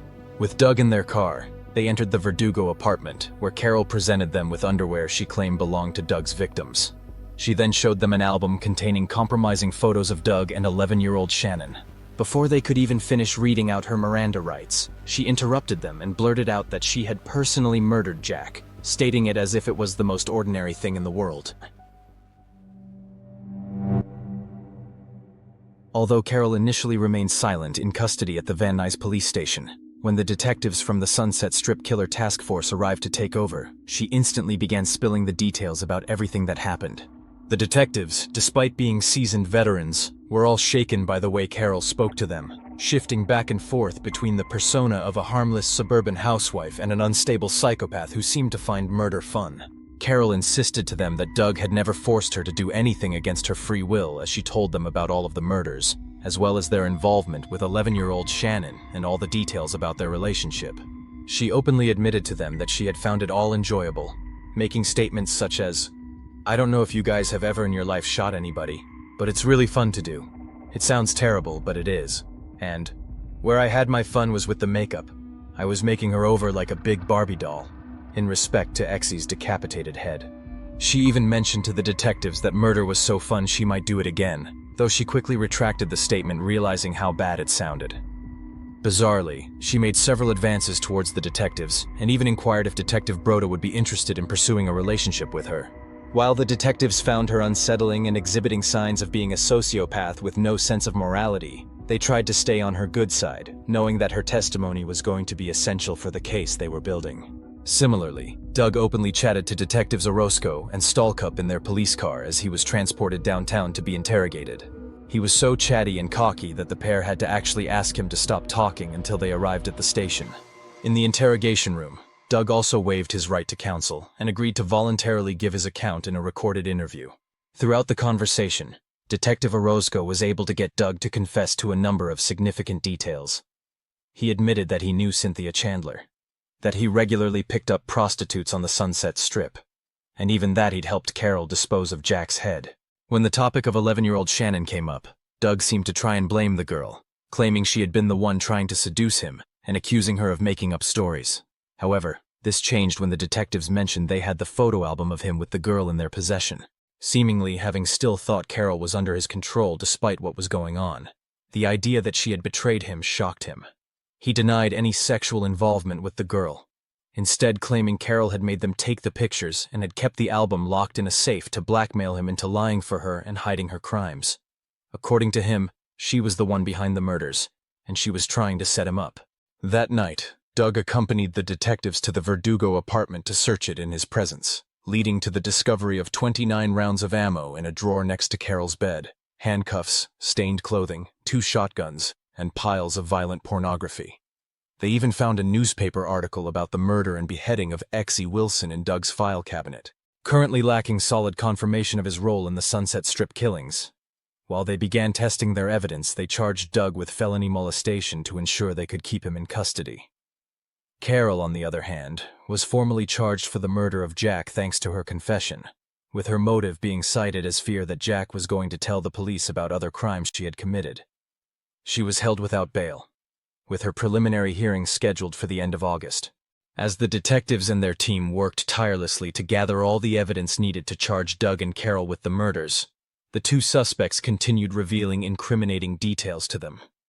However, their stories were drastically different. Carol claimed Doug was responsible for all of the murders, aside from the murder of Jack. Yet Doug claimed that Carol was trying to frame him, and that she and Jack had been the ones committing the murders. According to Doug, Carol, whose last name was Bundy, was delusional and believed she was the wife of infamous serial killer Ted Bundy. He claimed Carol had bought the guns for herself, took pictures of him with Shannon in order to blackmail him, and had roped Jack into committing murders with her, before turning on him and killing him. In Doug's version of events, Carol knew about all the details of the murders she claims he committed not because he had told her, but because she was the one who had carried them out herself. Knowing she was going to be caught after police were closing in on her after Jack's murder, she then began confessing her subservient role in order to frame him and pin it all on him. The call Carol made to police after the deaths of Gina and Cynthia in his story was her already planning a way out after she committed those first murders. He also rightly claimed that Jack was known to carry a fake police badge and impersonate police officers, stating that it was him who had called the girls claiming to be a detective. With differing accounts, the detectives tried to confirm the truth with hard evidence. First, it was determined that Jack Murray and Exie Wilson had been decapitated with 2 different knives, used by 2 different individuals, which matched the details Carol had given in her account. The 2.25 caliber pistols were discovered at Doug's workplace, with one of them being confirmed to be the gun used in all of the known murders, aside from the murder of Jack. In Jack's case, the head was never able to be recovered, so confirmation that he had been shot with the gun was impossible, though they did find matching shell casings. Although both murder weapons had Doug's fingerprints on them, he claimed it was because he had hidden them to help Carol, arguing that they were in her name because she was the owner and the one who had used them. Both of their stories technically made sense, making it unclear who was setting up who. In Carol's Datsun, they found the broken gear shift she had mentioned in her story, as well as another matching .25 caliber bullet lodged in the door panel. They also discovered bloodstains on the passenger seat and the couple's kill bag in the trunk. The Buick they'd sold also had bullet holes in the driver's seat and the back seats, and more .25 caliber bullet casings were found on the floor, alongside a pair of women's vinyl gloves. Once again, they also found bloodstains in the vehicle, which were confirmed to belong to 2 of the victims, Gina Moreno and Karen Jones.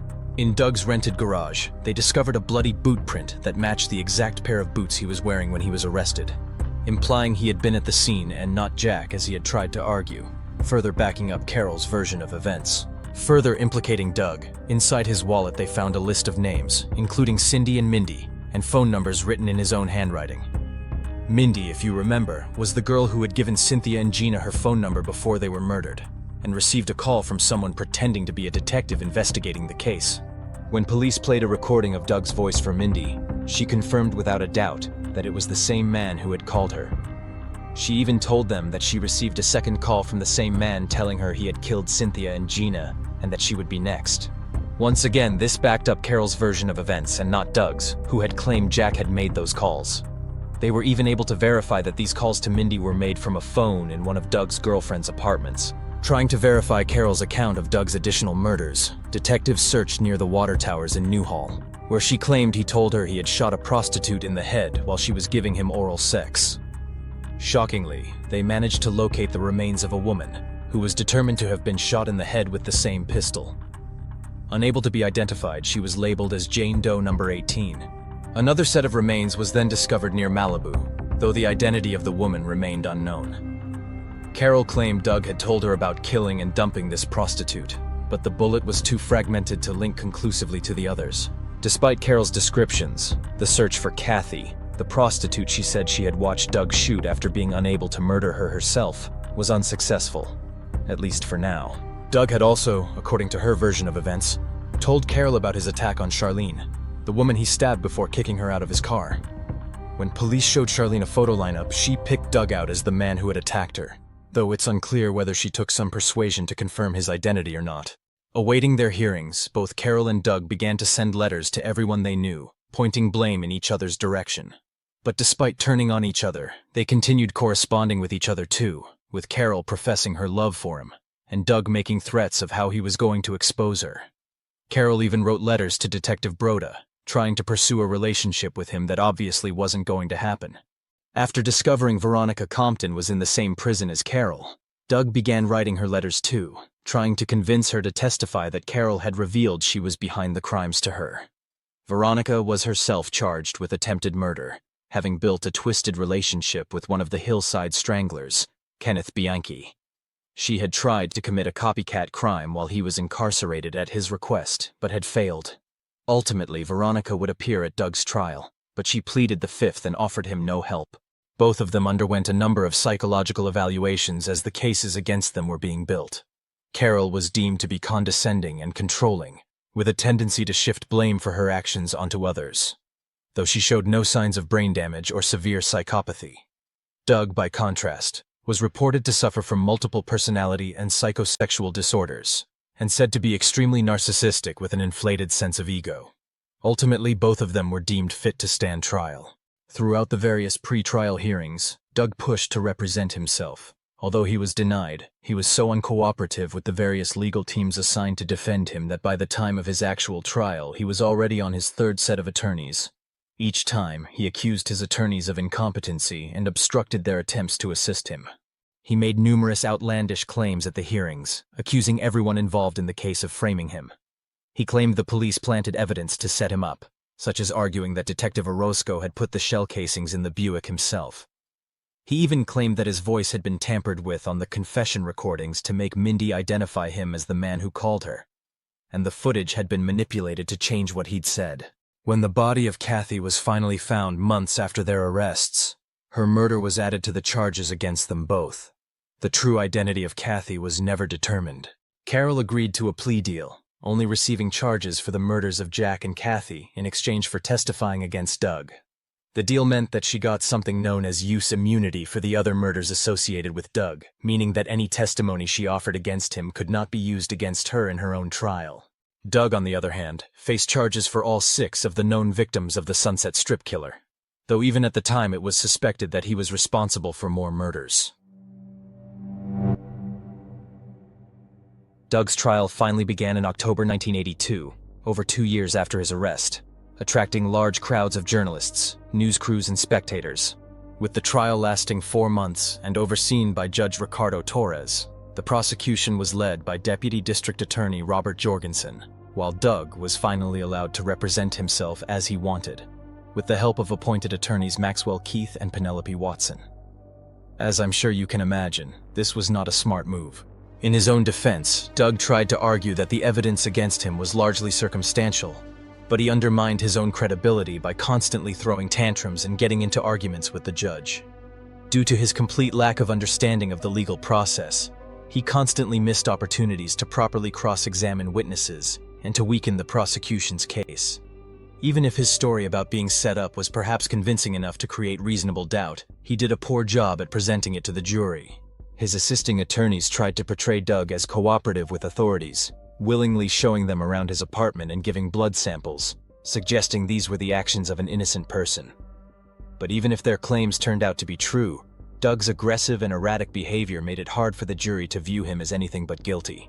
Alongside the forensic evidence the detectives had gathered tying Doug to the various deaths, a range of witnesses testified against him.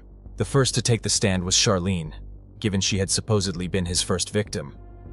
However, while she had previously identified him as her attacker, her testimony was contradictory and confusing, being completely undermined when it turned out hypnosis had been used to help her recall details of the attack, including Doug's identity. Regardless of Doug's claims, he struggled to keep his true personality contained throughout the testimonies of various friends and family members, who all attacked his character. When one witness mentioned she had been forced to move due to Doug scaring her, Doug threatened her by stating that he knew her new home address.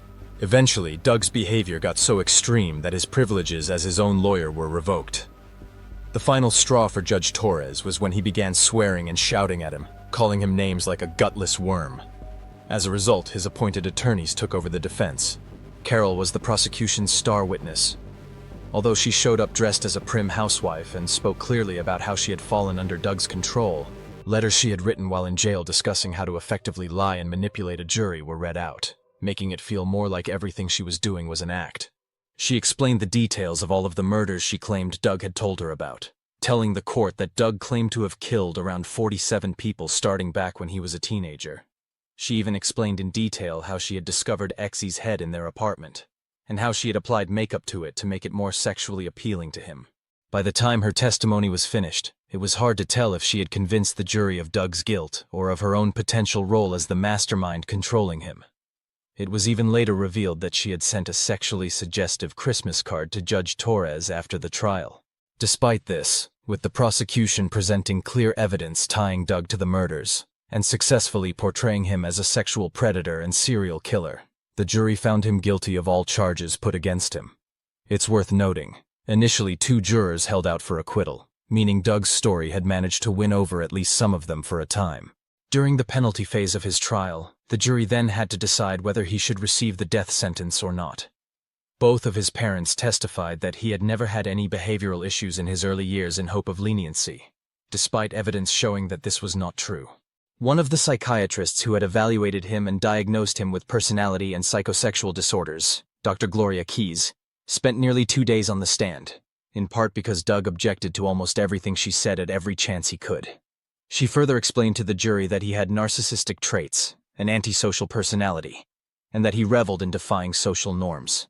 Believing he was smarter than her, Doug took the stand in his own defense, but continued to only dig his own hole deeper, as his rants and rambles reinforced everything she had said about him. Ultimately, he mocked the jury, stating, "We have to vote for the death penalty in this case. The evidence cries out for it." However, the jury actually agreed with him, and on February 15th, they sentenced him to death. In total, he was given 6 consecutive death sentences for 6 counts of first-degree murder, 8 months for mutilation and sexual contact with human remains, and 9 years for attempted murder, with an additional 3-year enhancement for inflicting significant bodily injury. Carol, on the other hand, had initially planned to plead not guilty in her trial, but just before it began on May 2, 1983, she changed her mind and pled guilty to both counts of murder she was charged with, which allowed her to avoid the death penalty. In her plea, she admitted that she had murdered Jack because he had found out about what she and Doug had done, and was worried he was going to expose them. She also admitted that she had handed Doug the gun to shoot Kathy with, and had helped undress her body. In her statement, she described herself as a reluctant partner, claiming she had been controlled by a maniac and overwhelmed by the situation, and that it was all just a fantasy that had spiraled out of control. As a result, Carol was sentenced to 2 consecutive prison terms, 27 years for the murder of Jack, and 25 years for the murder of Kathy, which was the maximum sentence she could receive. This meant that she would be eligible for parole in 2012. Doug was sent to death row at San Quentin, while Carol was sent to the California Institution for Women at Frontera. Despite having turned against each other, they continued to correspond after their imprisonments. Although Doug continued to discredit her, Carol supported his claims of innocence and encouraged him to use his appeals to try and free himself. When asked why she wanted to help him, she simply stated that she still had feelings for him, though she couldn't explain why. Although Doug and Carol were never formally charged for any other crimes, they were primary suspects in a number of other open murder cases, including the double murder of 2 unidentified women found in a riverbed near a Valencia sewage plant. Because of Carol's claims of Doug having around 40 victims, many unsolved Jane Doe cases in the area have been tied to them throughout the years. Given Doug and Carol are both seen as manipulative liars, and both of their accounts, of which this video has been built from, are self-serving and filled with contradictory attempts to shift blame onto one another, it's difficult to know what truly happened in this case. While awaiting execution on death row, Doug married a woman called Kelly Keniston, who publicly protested his innocence and campaigned to overturn his conviction. Despite trying to use every legal option at his disposal, all of Doug's appeals and requests for a new trial were dismissed. And even though California law causes all death sentences to be automatically appealed, the California Supreme Court upheld his sentence in 1992. Despite this, Doug continued corresponding with various journalists, claiming that Carol and Jack were behind the murders and had framed him, and that DNA evidence would eventually prove him innocent, convinced that he was going to get a retrial. Criminologist Christopher Barry D. supported his claims. In his coverage of the case, he claimed that police were involved in a cover-up, and that Carol had been allowed to change the dates she claimed Doug committed the various murders on multiple times after it was determined he had a solid alibi for the dates she was giving them. Journalist Mark McNamara, who interviewed Carol and Doug over a number of years, also believed he was innocent. Initially assuming Doug was lying to him, the more Mark spoke to the pair of them, and the more he studied the transcripts of the trial and the confessions, the more convinced he became that Doug might be telling the truth. Or, at the very least, he believed that Carol was likely lying. Among his reasons why, he claimed that Carol constantly contradicted herself in her accounts of the murders, initially claiming to know nothing about most of them, before providing shockingly specific details that she claimed Doug had told her about. Mark also felt it was highly unlikely Doug would shoot someone in the head while they were performing oral sex on him, as Carol had claimed, for obvious reasons. Seeing this as a clear lie, which Doug had always refuted for the same reasoning, it brought into question her other accounts of what had happened. Mark also claimed that Carol suggested several times to him she was involved in all of the murders, but would only reveal the truth to him if he had sex with her, still trying to use her usual manipulation tactics. Furthermore, he claimed that police had discovered a piece of bloody scalp in the air vent of Jack's van that was never fully investigated, which he believed could belong to one of the victims and could prove that Doug's story about Carol and Jack committing the majority of the murders together could be true. Though I couldn't find the source, I've read accounts that Mark ultimately changed his opinion and decided that Doug was guilty. But I'm unsure whether this is true or not, or what specifically happened to make him change his mind. Whatever the truth of it, we will likely never know, because in 2003, long before she was eligible for parole, Carol died in prison at the age of 61 from heart failure after years of struggling with health problems. And then, after years of sitting on death row awaiting execution, Doug passed away too at age 75, dying from natural causes in 2023. Personally, I think it's highly unlikely that either of them were telling the truth. There is enough evidence to indicate that both Doug and Carol were very twisted individuals with sociopathic and manipulative tendencies. As far as the physical evidence goes, it seems to me that Carol is just as strongly tied to the majority of the murder cases as Doug is. I find it highly unlikely her story is an accurate portrayal of her role in the crimes. But equally, it feels unlikely to me that Doug's claims that Carol and Jack were the true serial killing pair are true either. So what do you guys make of it all? Do you think Doug was the true Sunset Strip killer, with Carol being manipulated and controlled by him? Do you think Carol was the real mastermind, manipulating Doug or even Jack to commit the murders with her? Or do you think both Doug and Carol as a pair made up the Sunset Strip killer, and simply tried to blame one another to avoid accountability for their actions? Let me know your thoughts down in the comments section below. As always, thanks so much for watching. If you found this video interesting, please like and subscribe, and consider checking out some of the other cases up on my channel. I'm sure YouTube will be suggesting some at the end of this video it thinks you might enjoy. So until next time, you have been watching The Mystery Abyss.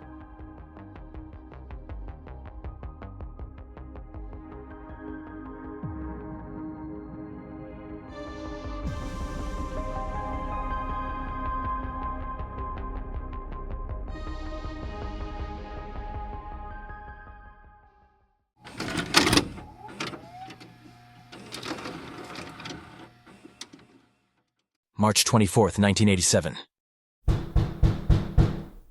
Vincent Nelson opens the door to his Philadelphia apartment to see his girlfriend, Josefina Rivera, who has been missing since the previous November.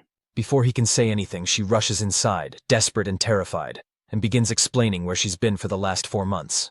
But the story she tells him is by far the most harrowing thing he's ever heard, as she details how she was abducted, tortured, and sexually abused by a religious figurehead called Gary Heidnik, with disturbing details such as being kept captive in a deep pit dug in the basement and being force-fed body parts of other women he had killed.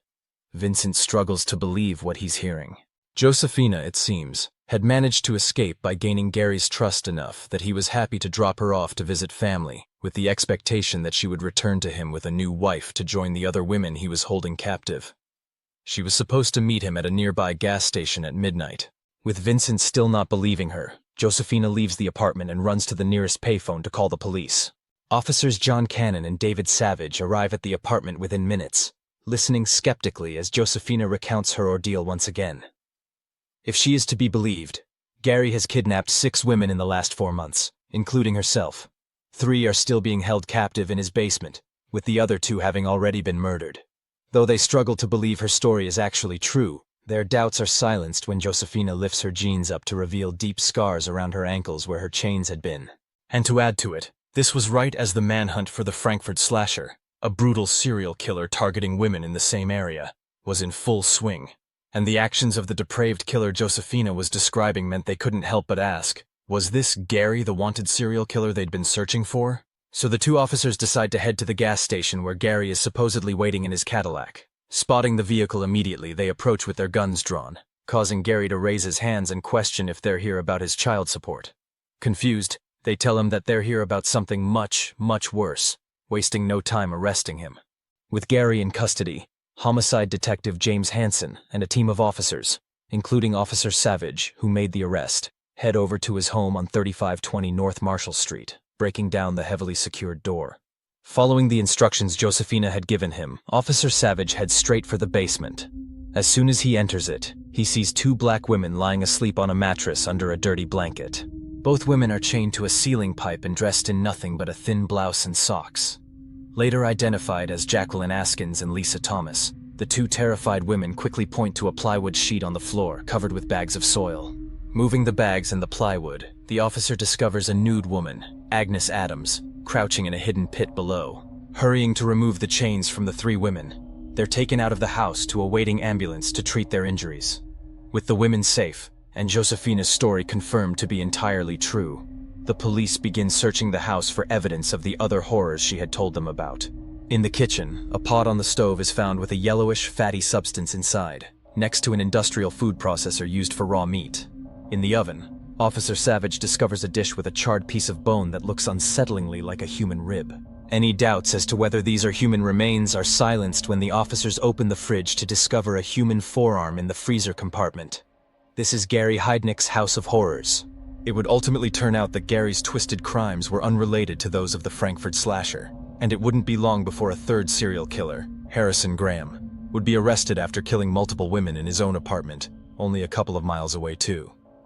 If you want to find out more about either of those cases, I've linked my videos on them down below, with this exploration into Gary being the final video in my series of what I'm calling the Philly Three. Three violent serial killers, who all committed similar murder sprees at the exact same time in more or less the exact same area of Philadelphia. If you're already thinking that elements of this case sound similar to the crimes of Buffalo Bill in The Silence of the Lambs, you'd be right in thinking so, as Gary was one of the key inspirations for Thomas Harris's infamous serial killer. Gary subjected his victims to unimaginable horrors, forcing them into sexual slavery, torturing them and coercing them to torture one another, and even forcing them to consume the remains of the victims he murdered. An Army veteran with an IQ of 148, in charge of a religious group he founded with 50 members called the United Church of the Ministers of God, and wealth that far exceeded what was typical in his neighborhood due to savvy investments. Gary was seen as a little eccentric to the outside world, but nobody ever thought he was capable of the monstrous crimes he was committing in the privacy of his home. In fact, his congregation saw him as a respected and charismatic leader, gathering weekly in his home to hear his unconventional interpretations of the Bible, seemingly oblivious to the fact that 6 women were being kept chained in a pit in the basement just below their feet. Some have claimed that Gary's actions stemmed from severe mental illness, while others claim he was motivated by nothing more than pure malice. But according to Josefina, Gary's actions had an entirely different motive, with her claiming he told her, "I want to have kids, lots of them. I got kids already, but the state keeps taking them off me. Well, I got a way now of having kids so nobody can take them away. You're just the start. You're gonna have my baby down here, but not just you. I want to get 10 girls down here so you can all have my kids." While we've covered some dark and unsettling cases recently on the channel, it's worth stating up front that this is a particularly nasty one, by a particularly cruel and depraved psychopath. So be warned, this video isn't for the faint of heart. Without further ado, this is the story of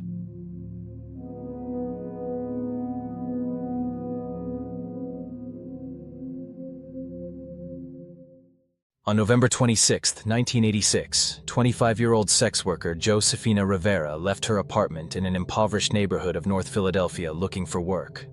Walking the streets in search of a John, she was hoping to earn enough money to provide her 3 estranged children with a meal on Thanksgiving in a couple of days' time. Walking in the rain and icy wind for hours in the dark with no customers, she was about to call it quits for the night when a Cadillac slowly rolled past her and came to a stop.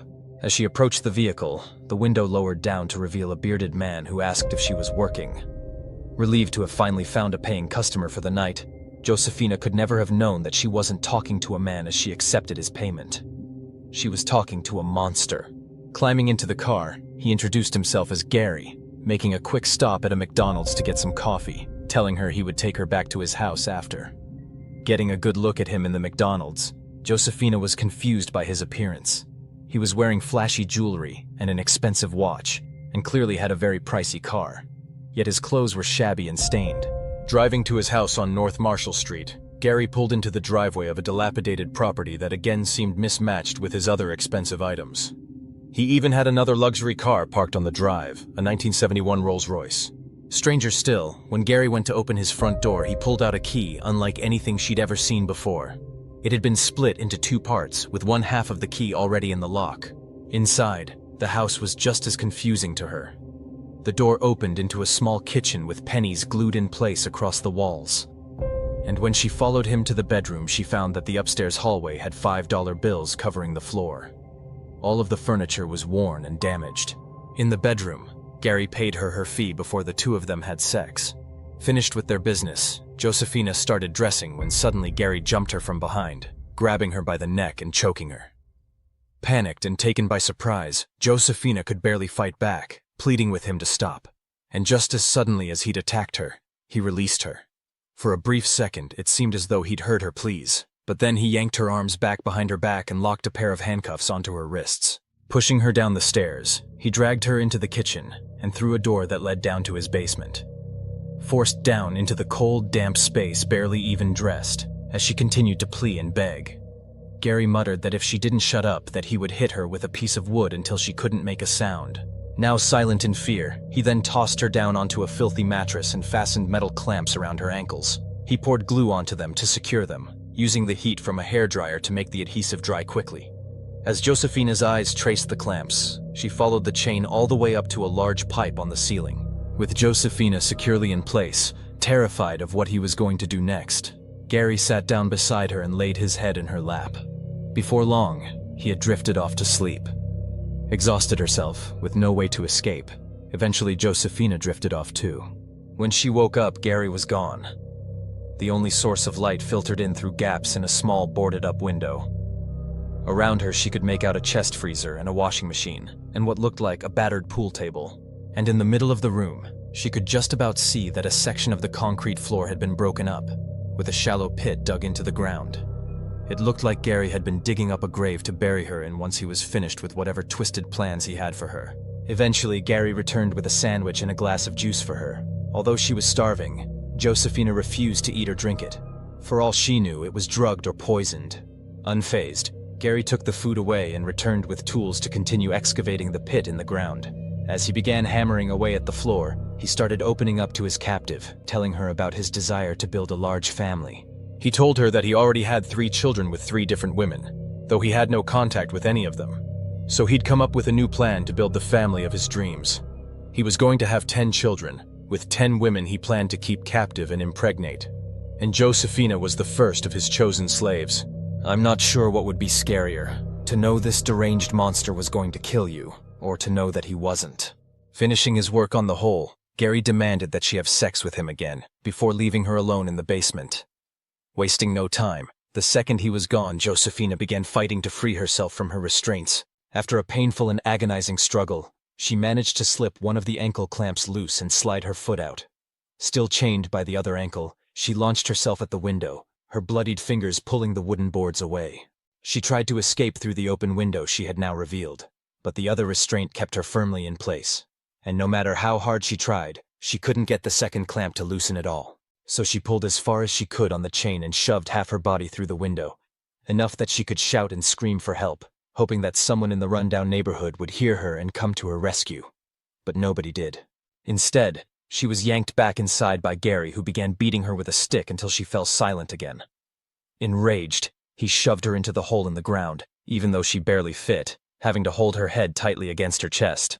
Then, he placed a sheet of plywood over the opening and stacked heavy weights on top, pinning her in place. As she continued to scream, Gary plugged in a radio and cranked it up to its maximum volume before heading upstairs again.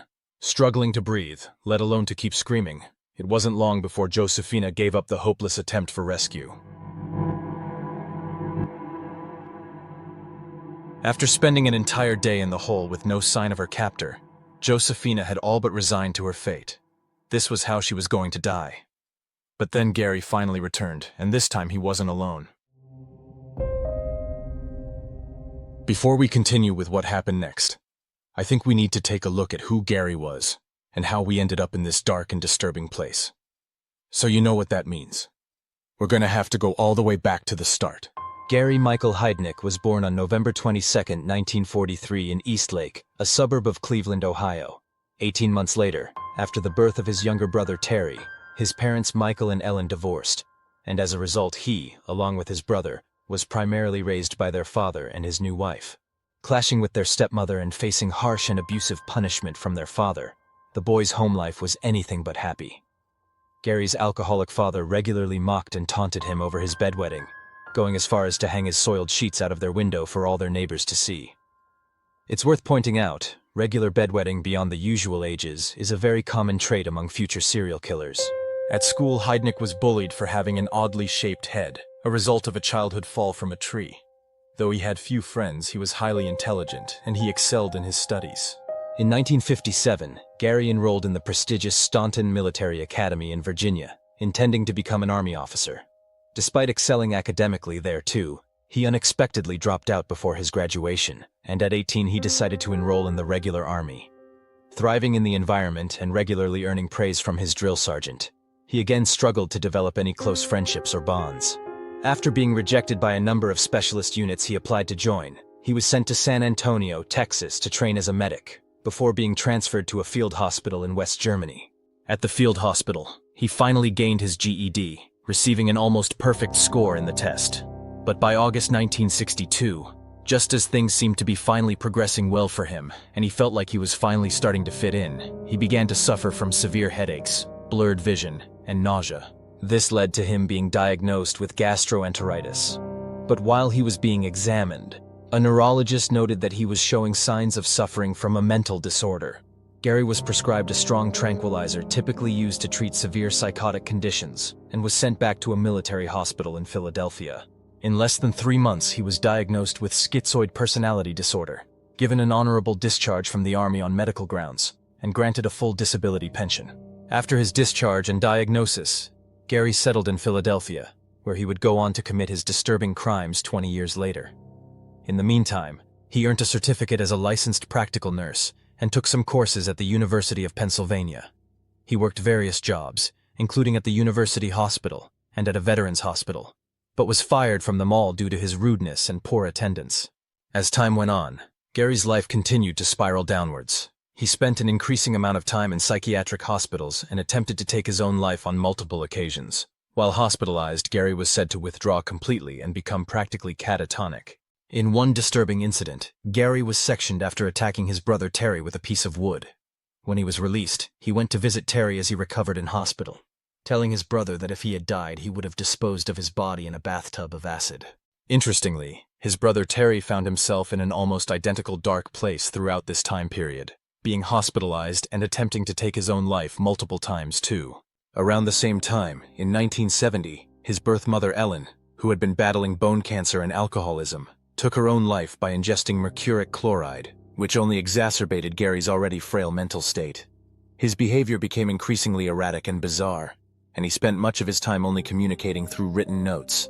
Despite his unusual behavior, Gary's high intelligence allowed him to make a number of savvy investments in the stock market, turning his meager government checks from the Army into a small fortune. It was at this point, when his mental and physical health was at its lowest, that Gary had an epiphany. He was going to found his own church. Whether this decision was fueled by any sort of real religious beliefs, his own delusions, or a desire to avoid paying tax on his growing fortune, however, is unclear. So in 1971, Gary founded the United Church of the Ministers of God in Philadelphia with a small investment of $1,500. He declared himself to be a bishop, starting with a congregation of 5 people he had convinced to follow him, including his brother Terry. As his number of followers slowly grew, he spent his time cycling between mental institutions and ministering services to them. providing him with the perfect opportunity to hone his skills in manipulation and coercion. Gary was also not a stranger to the police during this time.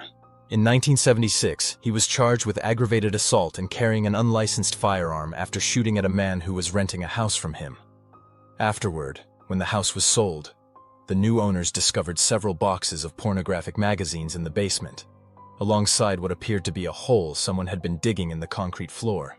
Throughout this time, Gary had relationships with a number of women, most of whom were black and had mental disabilities, with his main goal appearing to be to have children with them. His girlfriend, Gail Linko, was the first to give birth to his child. Though due to Gail's mental challenges, their son was placed into foster care shortly after his birth. Similarly, Gary dated another mentally challenged woman, Anjanette Davidson, who he had a daughter with. But like his firstborn, his second child was quickly put into foster care due to her mother's various conditions. In 1978, Gary came under police scrutiny again, after he signed Anjanette's sister, Alberta, out of the mental institution she was staying at on a day pass, before keeping her locked in his house. Severely mentally disabled, Alberta was held captive in the basement where he sexually assaulted and abused her. She was later discovered shackled in a storage room in Gary's house, and returned to the hospital where doctors quickly recognized the severe nature of the trauma she had been through. Gary was immediately arrested and charged with multiple offenses, including kidnapping and sexual assault. Going to trial in November 1978, these charges would eerily mirror his future crimes. Pleading not guilty and defending himself in court, a psychological evaluation of Gary concluded he was manipulative and psychosexually immature, and he was found guilty of all charges and sentenced to 3 to 7 years in prison. However, an appeal led to the sentence being overturned, and instead he spent less than 3 years in mental institutions before being released back into the world on April 12, 1983. After his release, Anjanette mysteriously vanished, and many believe that Gary played a role in her disappearance. But with police failing to uncover any information about what happened to her, her disappearance remains unsolved to this day. In 1984, Gary then purchased the property at 3520 North Marshall Street that would later become infamous. Despite buying a modest house in a deprived neighborhood, Gary flaunted his wealth by purchasing a Cadillac and a Rolls-Royce for himself. This property would quickly become the place of worship for his church, with weekly Sunday gatherings which were mostly attended by vulnerable, mentally disabled people. Gary would regularly take his congregation on outings, such as going to amusement parks with them, and buying them burgers and fries. Many of his mentally impaired followers quite literally worshipped him, trusting him completely as he preyed on their need for acceptance, trust, and understanding. Living a double life as a bishop to his congregation, Gary's main goal was to find a new partner to have another child with. So he turned to a marriage service, where he met Betty Disto, a 22-year-old woman from the Philippines. After exchanging letters and phone calls, Betty agreed to marry him and traveled to Philadelphia in September 1985 to meet him. Married in less than a month, Betty soon discovered that Gary was sleeping with multiple other women, all black and with mental disabilities, after walking in on him. And it wasn't long before he began to physically and sexually assault her, threatening to kill her if she tried to leave him. He would even force her to watch as he had sex with the other women he'd bring back to the house. Reaching breaking point, on December 12, 1986, Betty confronted him about his behavior. But instead of resolving anything, Gary became enraged and viciously attacked and sexually assaulted her. 4 days later, after pretending to go shopping, she left and never returned. Though Gary wouldn't find out until much later, Betty was pregnant at the time and would go on to give birth to his third child.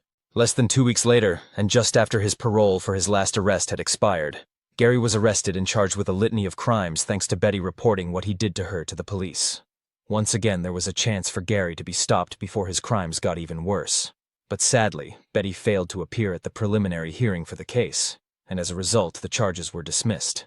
Throughout this time, Gary's church grew to more than 50 members and amassed more than $500,000 in its account, which is around $5 million adjusted for inflation. As his congregation gathered upstairs to attend his services, Josefina was being kept imprisoned in the hole in the basement beneath their feet. Among the members of Gary's church was a 24-year-old mentally disabled woman called Sandra Lindsay. Having known Gary for years after meeting at a facility for people with disabilities, Sandra considered him to be a good friend who had always looked out for her. She regularly had sexual encounters with Gary and another of his followers called Cyril Brown, and had once even become pregnant. However, not feeling ready to be a mother, she chose to have an abortion. When Gary discovered what she had done, he exploded in rage, calling her evil, and offering her $1,000 to carry his child, which Sandra refused. So Gary took matters into his own hands. Back inside the basement pit, despite the blaring radio, Josefina could clearly hear the sound of a woman's voice and the metallic clinking of a chain being dragged across the floor. Suddenly, the plywood board above her was pulled back and Josefina was yanked out of the hole by Gary. Her body barely even functioning, she struggled to stand, stumbling as she emerged from the pit to see another young black woman, naked except for a blouse, chained to the same ceiling pipe she had been on her first night in the basement. Gary introduced her as Sandra before leaving the basement. Alone with her, Josefina tried to engage her and find out anything she knew about what was going on. But she found Sandra to be detached and confused, quickly realizing that she was mentally disabled.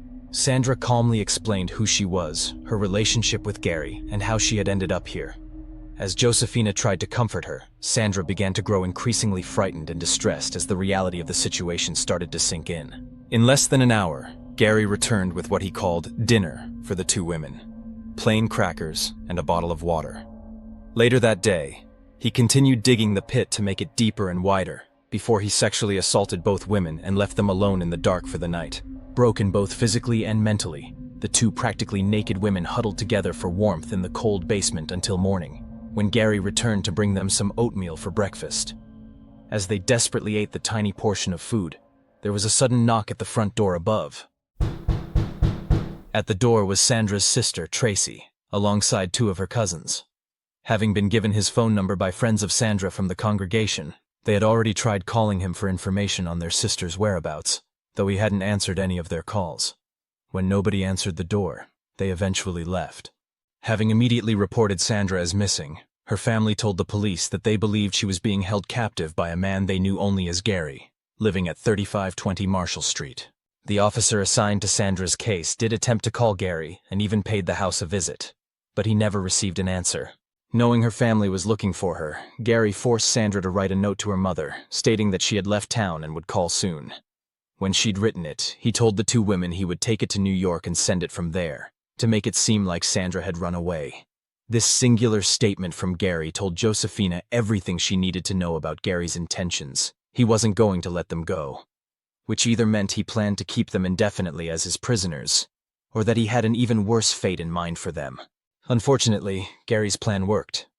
While Sandra's mother and family strongly believed she had been kidnapped, the officer saw the letter as an indication that Sandra had most likely run away rather than become a victim of abduction. Especially after a second letter, a Christmas card telling them not to worry, was received. As days turned to weeks, the two women remained trapped in the basement, starved and half naked, with Gary assaulting them whenever he wanted to.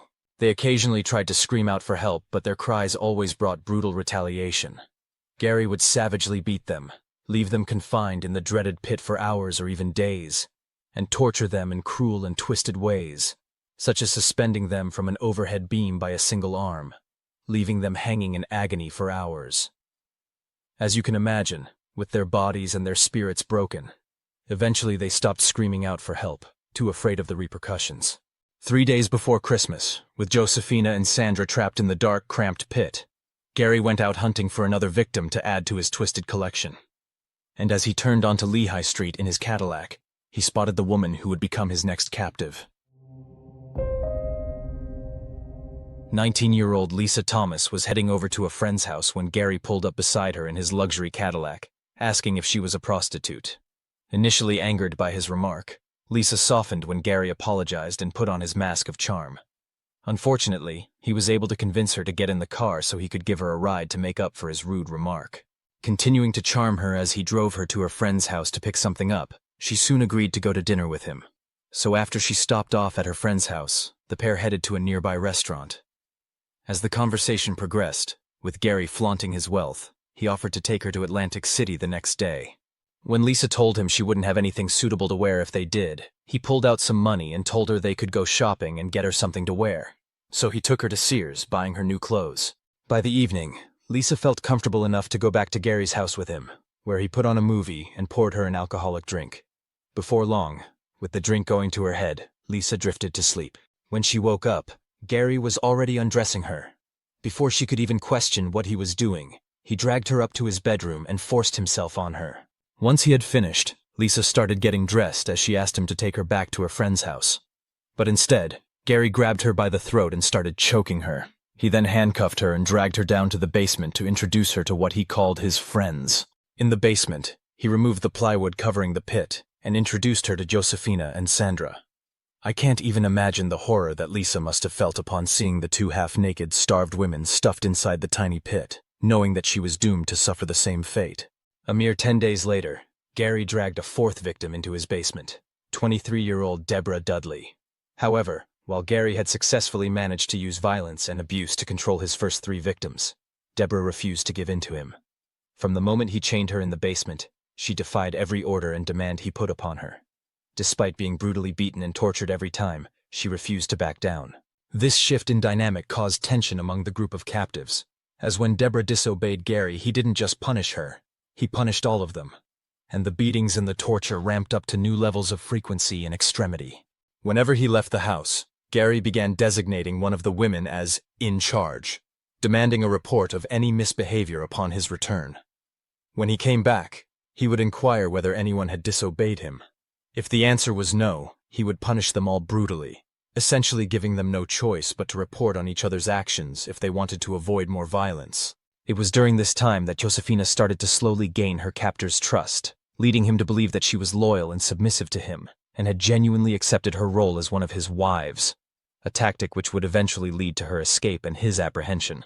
Eventually, he brought a portable toilet into the basement, and some baby wipes for the women to clean themselves with. He also brought mattresses downstairs for the women to sleep on, offering them a small semblance of comfort when they were fortunate enough to be outside of the pit. After weeks of offering food erratically, Gary began feeding his captives canned dog food, enforcing compliance with violence until they ate it. Then on January 18th, Gary entered the basement with a 5th victim, an 18-year-old sex worker called Jacqueline Askins. Like the others, he lured her to the house before sexually assaulting her and chaining her in the basement. Gary's treatment of his 5 captives varied greatly depending on his mood. On some days, they were given the usual meal of dog food, while on other days, such as Josefina's birthday, he bought them a feast from a Chinese restaurant, complete with champagne. But any sense that Gary might be softening towards his captives in any way was completely put to rest in early February, after he caught Sandra trying to move the plywood boards off the pit to let the other women out from the damp hole. But he didn't beat her for her disobedience like usual. Instead, he cuffed one of her wrists to a ceiling beam and left her to hang by it for several days. It wasn't long before Sandra's already frail condition began to deteriorate, and after days in this position, dehydrated, barely fed, and running a high fever, she lost consciousness. When Gary released her from her handcuff, her limp body dropped to the floor, motionless. Accusing her of faking it, he kicked her, pushing her body into the pit. But when he checked, she had no pulse. Sandra was dead. Moments after Gary took Sandra's lifeless body upstairs, the remaining 4 women could hear the unmistakable sound of a power saw filling the house.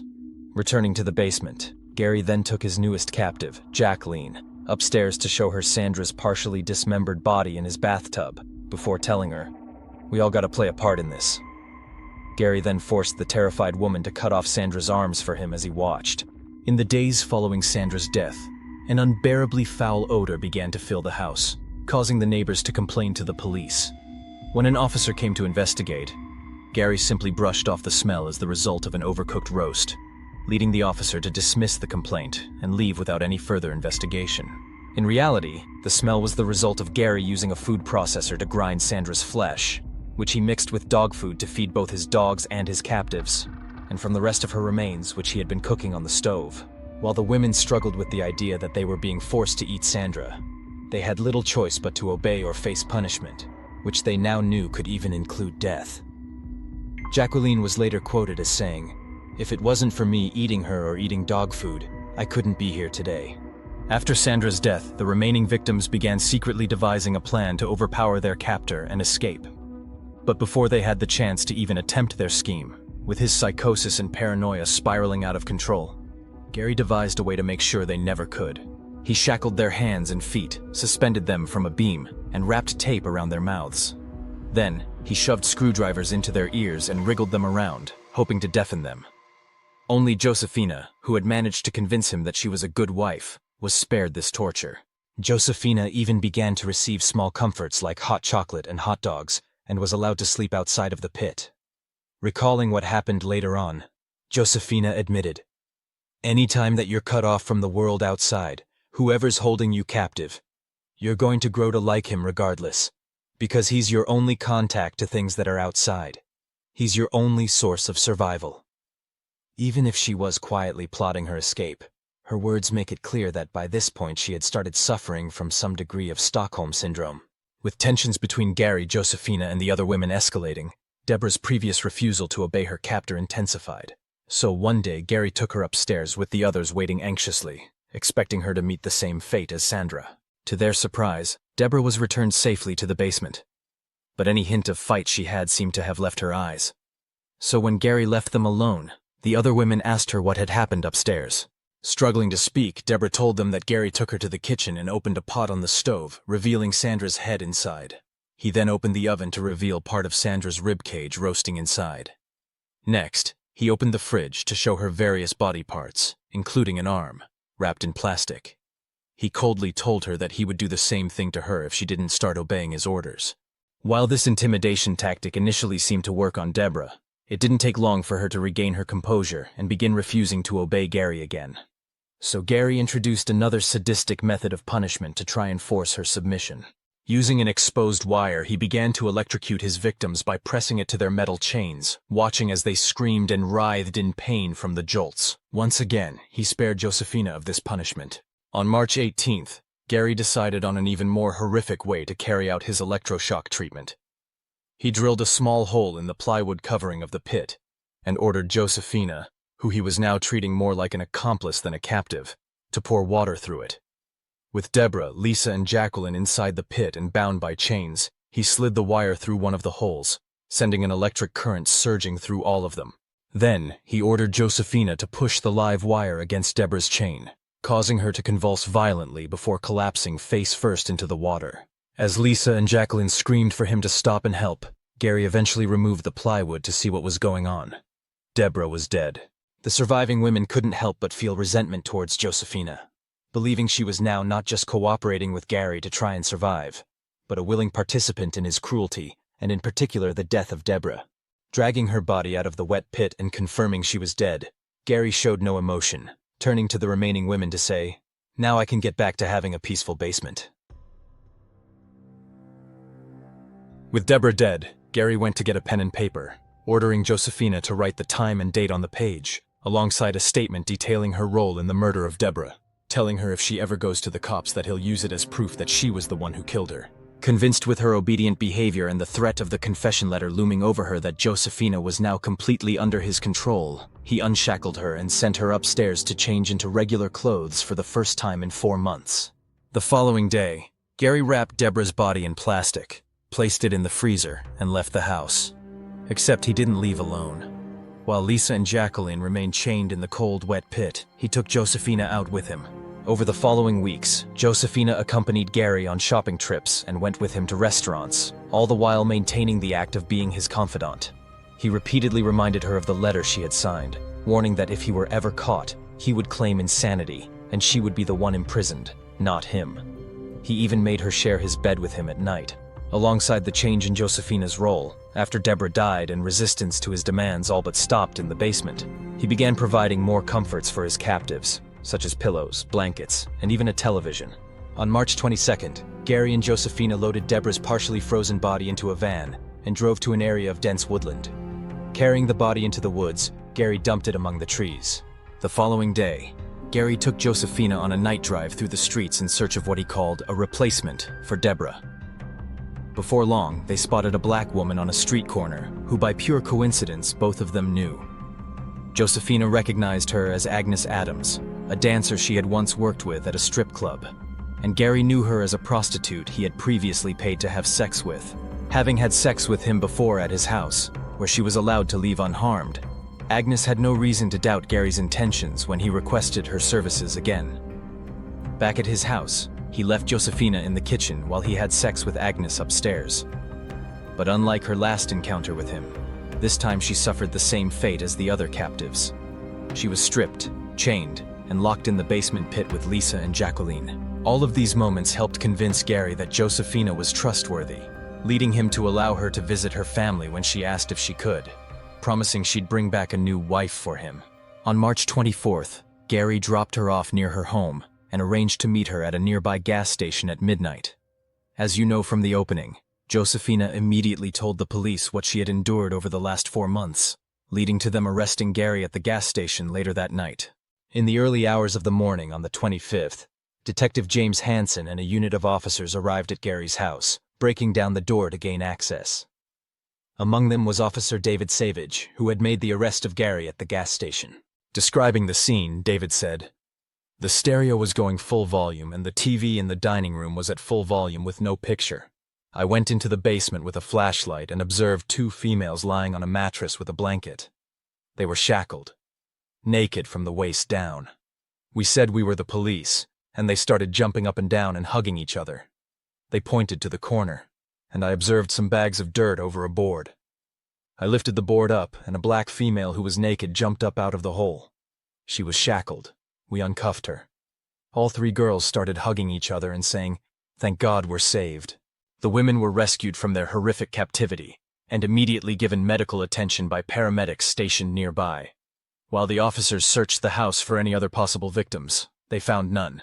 But what they uncovered in the kitchen was beyond anything they could have imagined. Sandy's forearm remained frozen in the freezer, and in the oven, they found charred bones, along with other body parts that would later be used as evidence in Gary's trial. Gary's crimes were so shocking and so far removed from his well-established persona as a wealthy and respected religious figure that they sparked a media frenzy. As the gruesome details of his actions were released to the public, many struggled to believe that anyone could commit such horrific crimes, or that they could do so without anyone noticing, particularly the congregation of his church who met every Sunday at the very house he was doing it all in. To this day, it remains unclear how much the members of his so-called church actually knew about his activities. Even after his arrest, while news outlets were broadcasting horrifying details about Gary's sickening actions, members of his congregation continued to gather at his home, dubbed the House of Horrors, every Sunday for worship. Gary's lawyer told reporters, "I was amazed. Usually in cases like this, the church is set up as a tax scam, but they really are holding services. After I took the case, parishioners were calling me and asking if they were still having services." Although I've not been able to confirm exactly when or why he was arrested, one member of Gary's congregation, Cyril Brown, was taken into custody around the same time as him and accused of being an accomplice to his crimes. Cyril had previously had a sexual relationship with Sandra prior to Gary kidnapping her, and he revealed to authorities that he had personally witnessed Gary dismembering her body in the bathtub, as well as claiming he had seen her head cooking in a pot on Gary's stove, and that he had helped label her body parts as dog meat. However, the prosecution granted him bail in exchange for his continued assistance in their investigation, with Cyril even claiming he was aware of a 3rd murder Gary had committed. Cyril's lawyer stated, "It will be our position that he was victimized to the same extent as the women involved, although he was not hurt. Cyril fits the profile of each and every victim. He's retarded, he's black, he's handicapped, he's slow." Cyril was so mentally disabled that he had to be asked the question, "What is your name?" a number of times before being able to understand what investigators wanted from him. Ultimately, it appears that in exchange for his testimony against Gary, given how mentally handicapped Cyril was, he was deemed to be a victim too, and he wasn't charged with any crimes. As the preliminary hearing for Gary's trial was set into motion, the other surviving women all struggled with conflicting feelings about Josephina's actions. She had saved them from the hell they had been forced to endure, but she had also played a role in their torture and abuse. Some of them even pushed for Josephina to have charges pressed against her for what she'd done. On April 23, 1987, Gary appeared in court for the first time since his arrest, represented by attorney Chuck Peruto, a well-known defense lawyer with a reputation for handling high-profile cases. Assistant District Attorney Charles Gallagher presented the state's case against Gary, charging him with a litany of crimes including murder, kidnapping, sexual assault, and false imprisonment. In a bizarre move, Gary initially claimed that the women had already been living in the house when he purchased it, and denied any involvement in their abduction. Strangely, this was the exact same claim that Harrison Graham had made in his case. Lisa, Jacqueline, and Agnes all testified about how Gary had chained, tortured, and sexually abused them over the course of their imprisonment in his basement, offering details that shocked and horrified the courtroom. Josefina also recounted her experience, giving vivid descriptions of how Sandra and Deborah were murdered, admitting to being the one who had pushed the live wire into the pit to kill Deborah. As you can imagine, Peruto tried to shift the blame onto Josefina. This was further muddied when the other 3 survivors gave varying accounts of Josefina, as either being a willing participant or as acting out of fear for her own life. Jacqueline would later state, for example, "She killed Debbie and we all could have gotten out of there alive. There was a lot of stuff she did she didn't have to do. I just thought she took on her serial killer ideal too. She was the oldest. She was supposed to protect us. Even though she was in a bad situation, she was still supposed to protect us." However, the district attorney chose not to file charges against Josefina. They determined that while she had participated under Gary's coercion, she was a victim herself and had ultimately saved the others. The final testimony came from Dr. Paul Hoyer, a county medical examiner, who read off a chilling list of the human remains found in Gary's home, with 24 pounds of human body parts found inside Gary's refrigerator alone.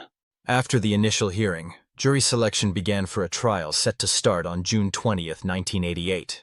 Surprisingly, I'm yet to come across any clear indication that detectives looked at Gary as a legitimate suspect in the Frankfurt slasher case during this time.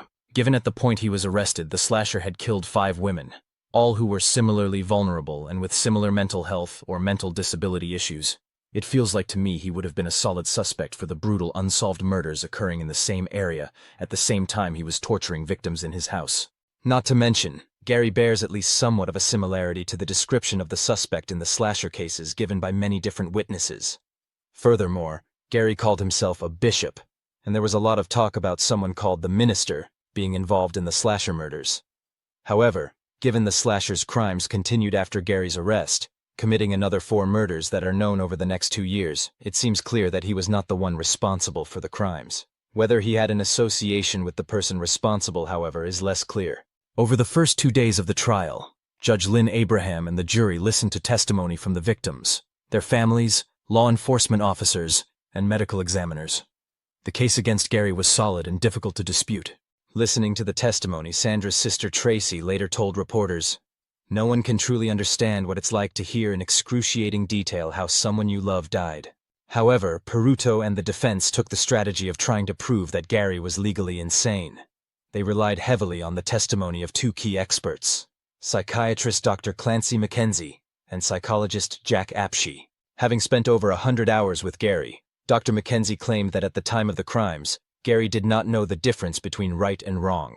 However, McKenzie spent the majority of his time on the stand ranting and rambling about his own theories around mental health conditions, making it seem as though he had another agenda to involve himself in such a high-profile case, barely even discussing Gary. Unfortunately for the defense, the testimony of Dr. Apshey also didn't go the way they had hoped, with Judge Abraham ruling that the majority of it, which delved into Gary's background, was inadmissible. Now desperate, Peruto called a 3rd psychiatrist, Dr. Kenneth Kuhl, to the stand, hoping to salvage his defense, but this also backfired. After Dr. Kuhl's testimony was deemed to be confusing to the jury, it too was ordered to be stricken from the record, and under cross-examination, he revealed that he had only spent 20 minutes with Gary to evaluate his mental state. In a final blow to the insanity defense, the prosecution called Gary's broker, Robert Kirkpatrick, to the stand, where he testified that Gary was an astute investor who knew exactly what he was doing. Throughout the trial, Gary continued to claim his innocence and warned of the consequences if he were convicted. He argued that executing him would be the end of capital punishment in Pennsylvania, stating, "I say, real or phony, they can execute me, because I am innocent and I can prove it. When you execute an innocent man, knowingly execute an innocent man, you know there will be no more capital punishment in this state and possibly anywhere else in this country, and you know I didn't kill them 2 women. Go ahead and execute me. Yes, I want you to execute an innocent man so there will be no more capital punishment." On June 30th, 1988, after 16 hours of deliberation, the jury announced their verdict in the case, and Gary was found guilty of all charges put against him. The next day, the jury reached a unanimous decision and sentenced Gary to death for the murders of Sandra and Deborah, with Gary showing no visible emotion as the sentence was read aloud. He was sent to the State Correctional Institution in Pittsburgh to await his execution. For 11 years, Gary remained in prison, waiting as the usual legal processes surrounding a death sentence played out. During this period, he made multiple attempts to take his own life and took little part in his own appeals. In 1997, Gary's daughter, Maxine Davidson White, and his ex-wife, Betty Disto, filed a federal lawsuit to delay his execution, arguing that Gary was not mentally fit to be executed. After 2 years of legal battles, the U.S. District Court for the Eastern District of Pennsylvania ruled in favor of proceeding with the execution. At one of the hearings, Gary attacked his own defenders, claiming he wanted to be executed despite claiming he was innocent, stating, "Them women were down there killing each other. And even though I can prove my innocence, I still refuse to appeal my case. I resent this kind of shit being done to a disabled veteran." Ultimately, on July 6, 1999, Gary ate his final meal of black coffee and 2 slices of cheese pizza, before being prepared for his execution by lethal injection. That day, Maxine visited her father for an hour, but chose not to stay to see him be executed. Sandra's sister, Tracy, alongside other family members and the family of Deborah, attended the execution, as did one of his victims, Jacqueline Askins, who said, "I wanted my face to be the last thing he saw." According to Tracy, "I went to the execution, but it was too calm and serene for me. I'm thinking execution is something like, turn around and let me shoot you. Instead, they just stuck a needle in his arm. He never looked at us, never acknowledged us, never said he was sorry. He didn't say anything. He didn't even look in our direction." In another interview after his death, she stated, "I really wanted him to stay in jail.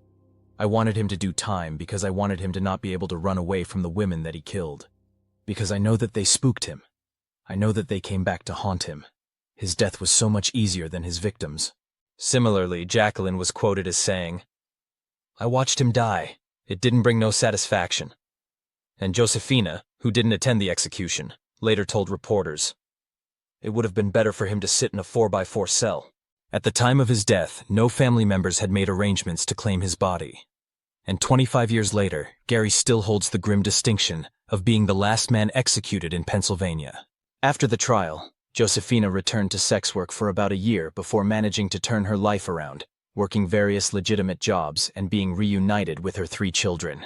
She is now married and living in Atlantic City, and claims that years of therapy have helped reduce the amount of panic attacks she has, although seeing chains or handcuffs on TV still sets her off. Josefina ultimately went on to write a book called Cellar Girl about her experience, stating, "For a long time I was haunted by Heidnik, by the women who died next to me, but not any longer. I hope I can inspire other victims to feel positive about the future."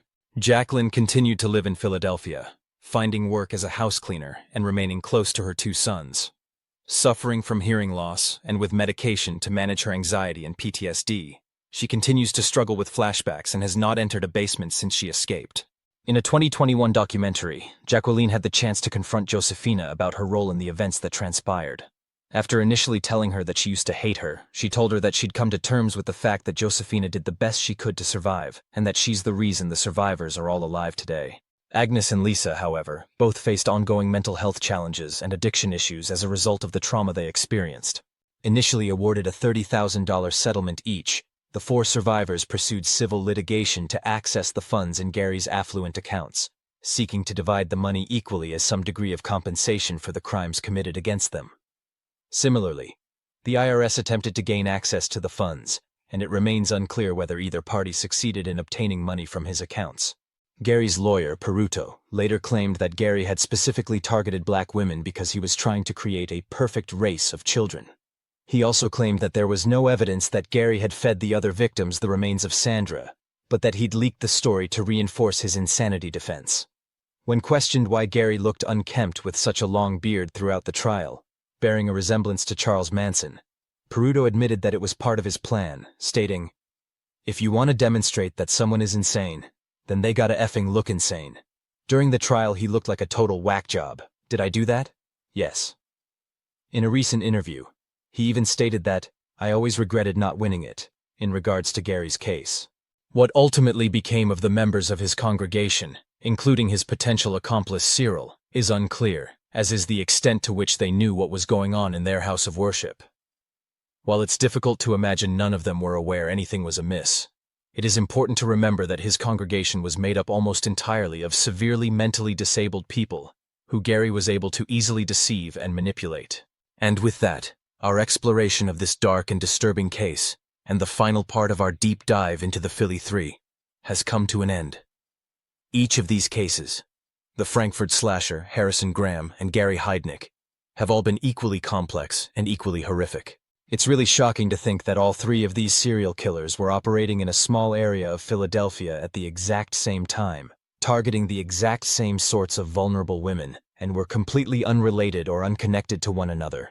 While I know Gary technically isn't a serial killer because he only has 2 confirmed victims, I think it's pretty clear that he was a serial killer who was stopped before he could continue killing. Gary would have happily killed any of his victims at any point he wanted, and almost certainly would have killed more women had he not been arrested.